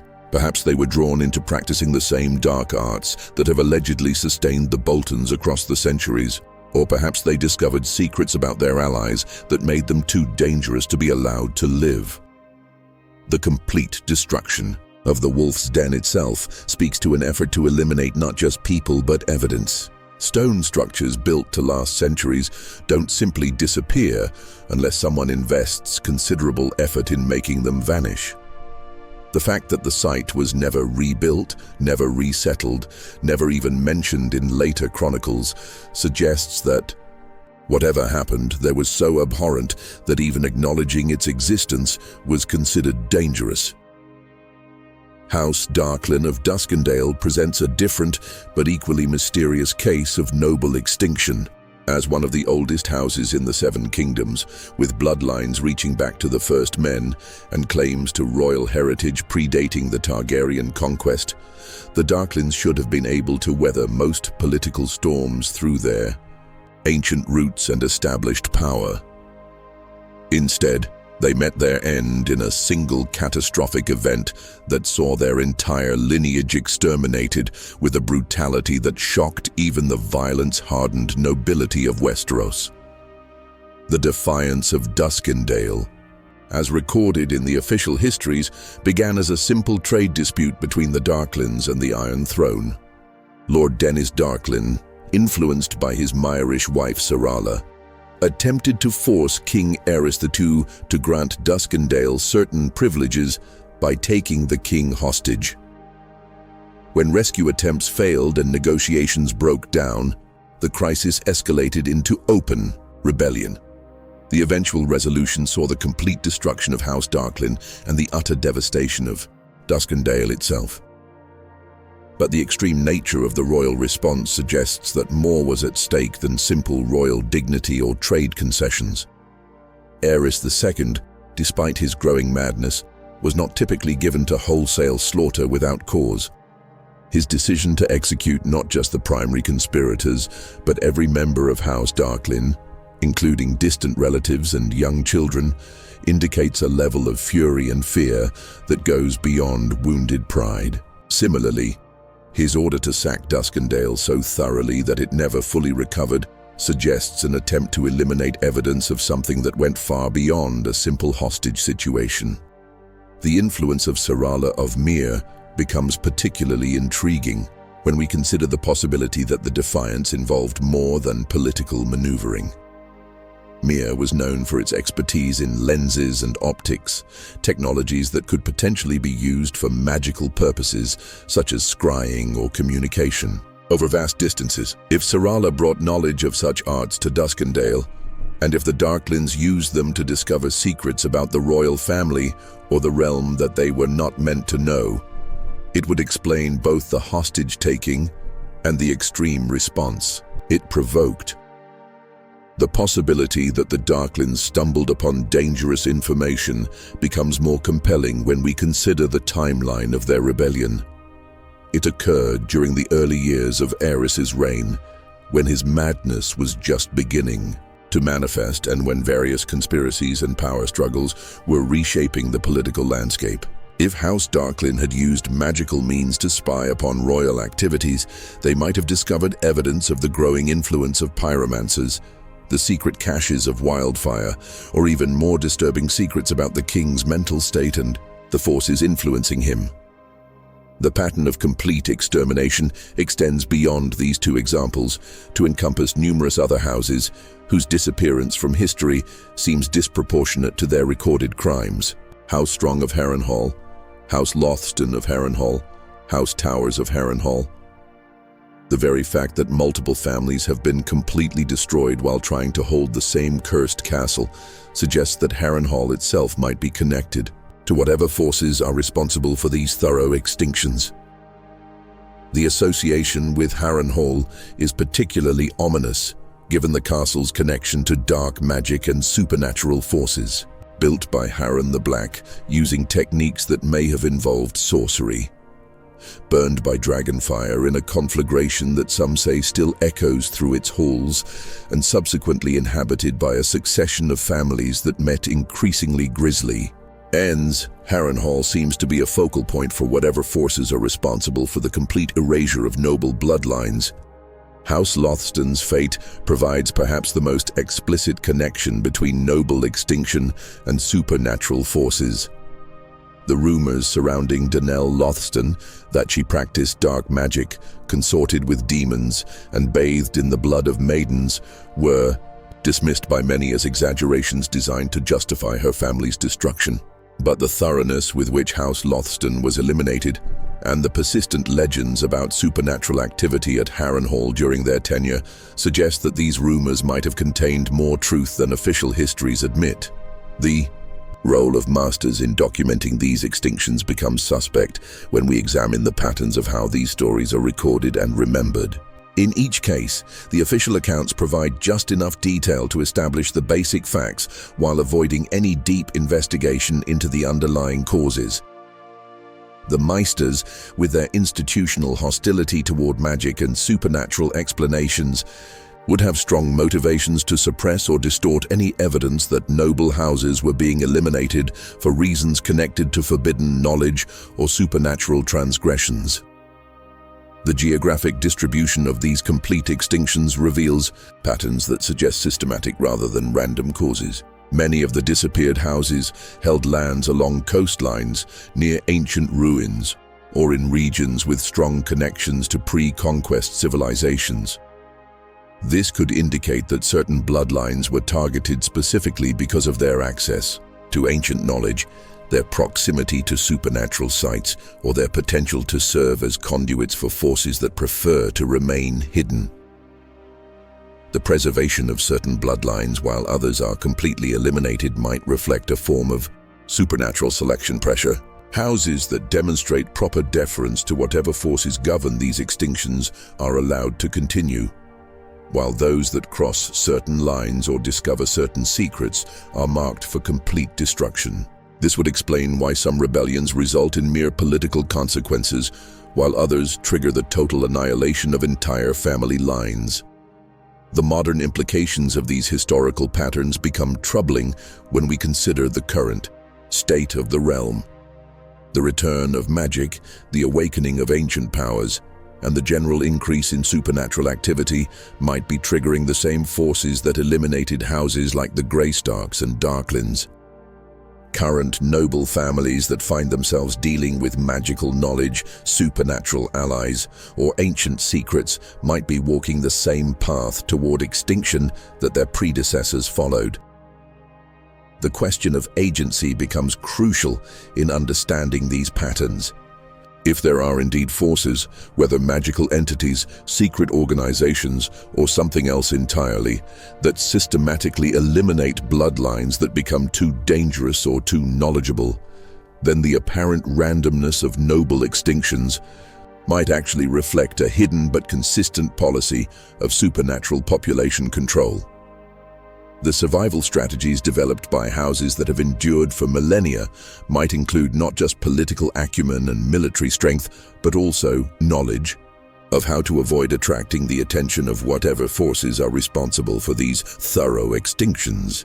The great houses that rule today might owe their survival not just to their prowess in conventional conflicts, but to their ancestors' wisdom in recognizing and respecting boundaries that lesser houses crossed at their peril. In the end, the silence surrounding the extinction of houses like the Greystarks and Darklings might be more than just the natural forgetting that comes with the passage of time. It might represent a deliberate effort to suppress knowledge of forces that continue to operate in the shadows of Westerosi society, eliminating threats and maintaining balances that most people are not even aware exist. The empty castles and forgotten names scattered across the realm might serve as warnings to those wise enough to read them.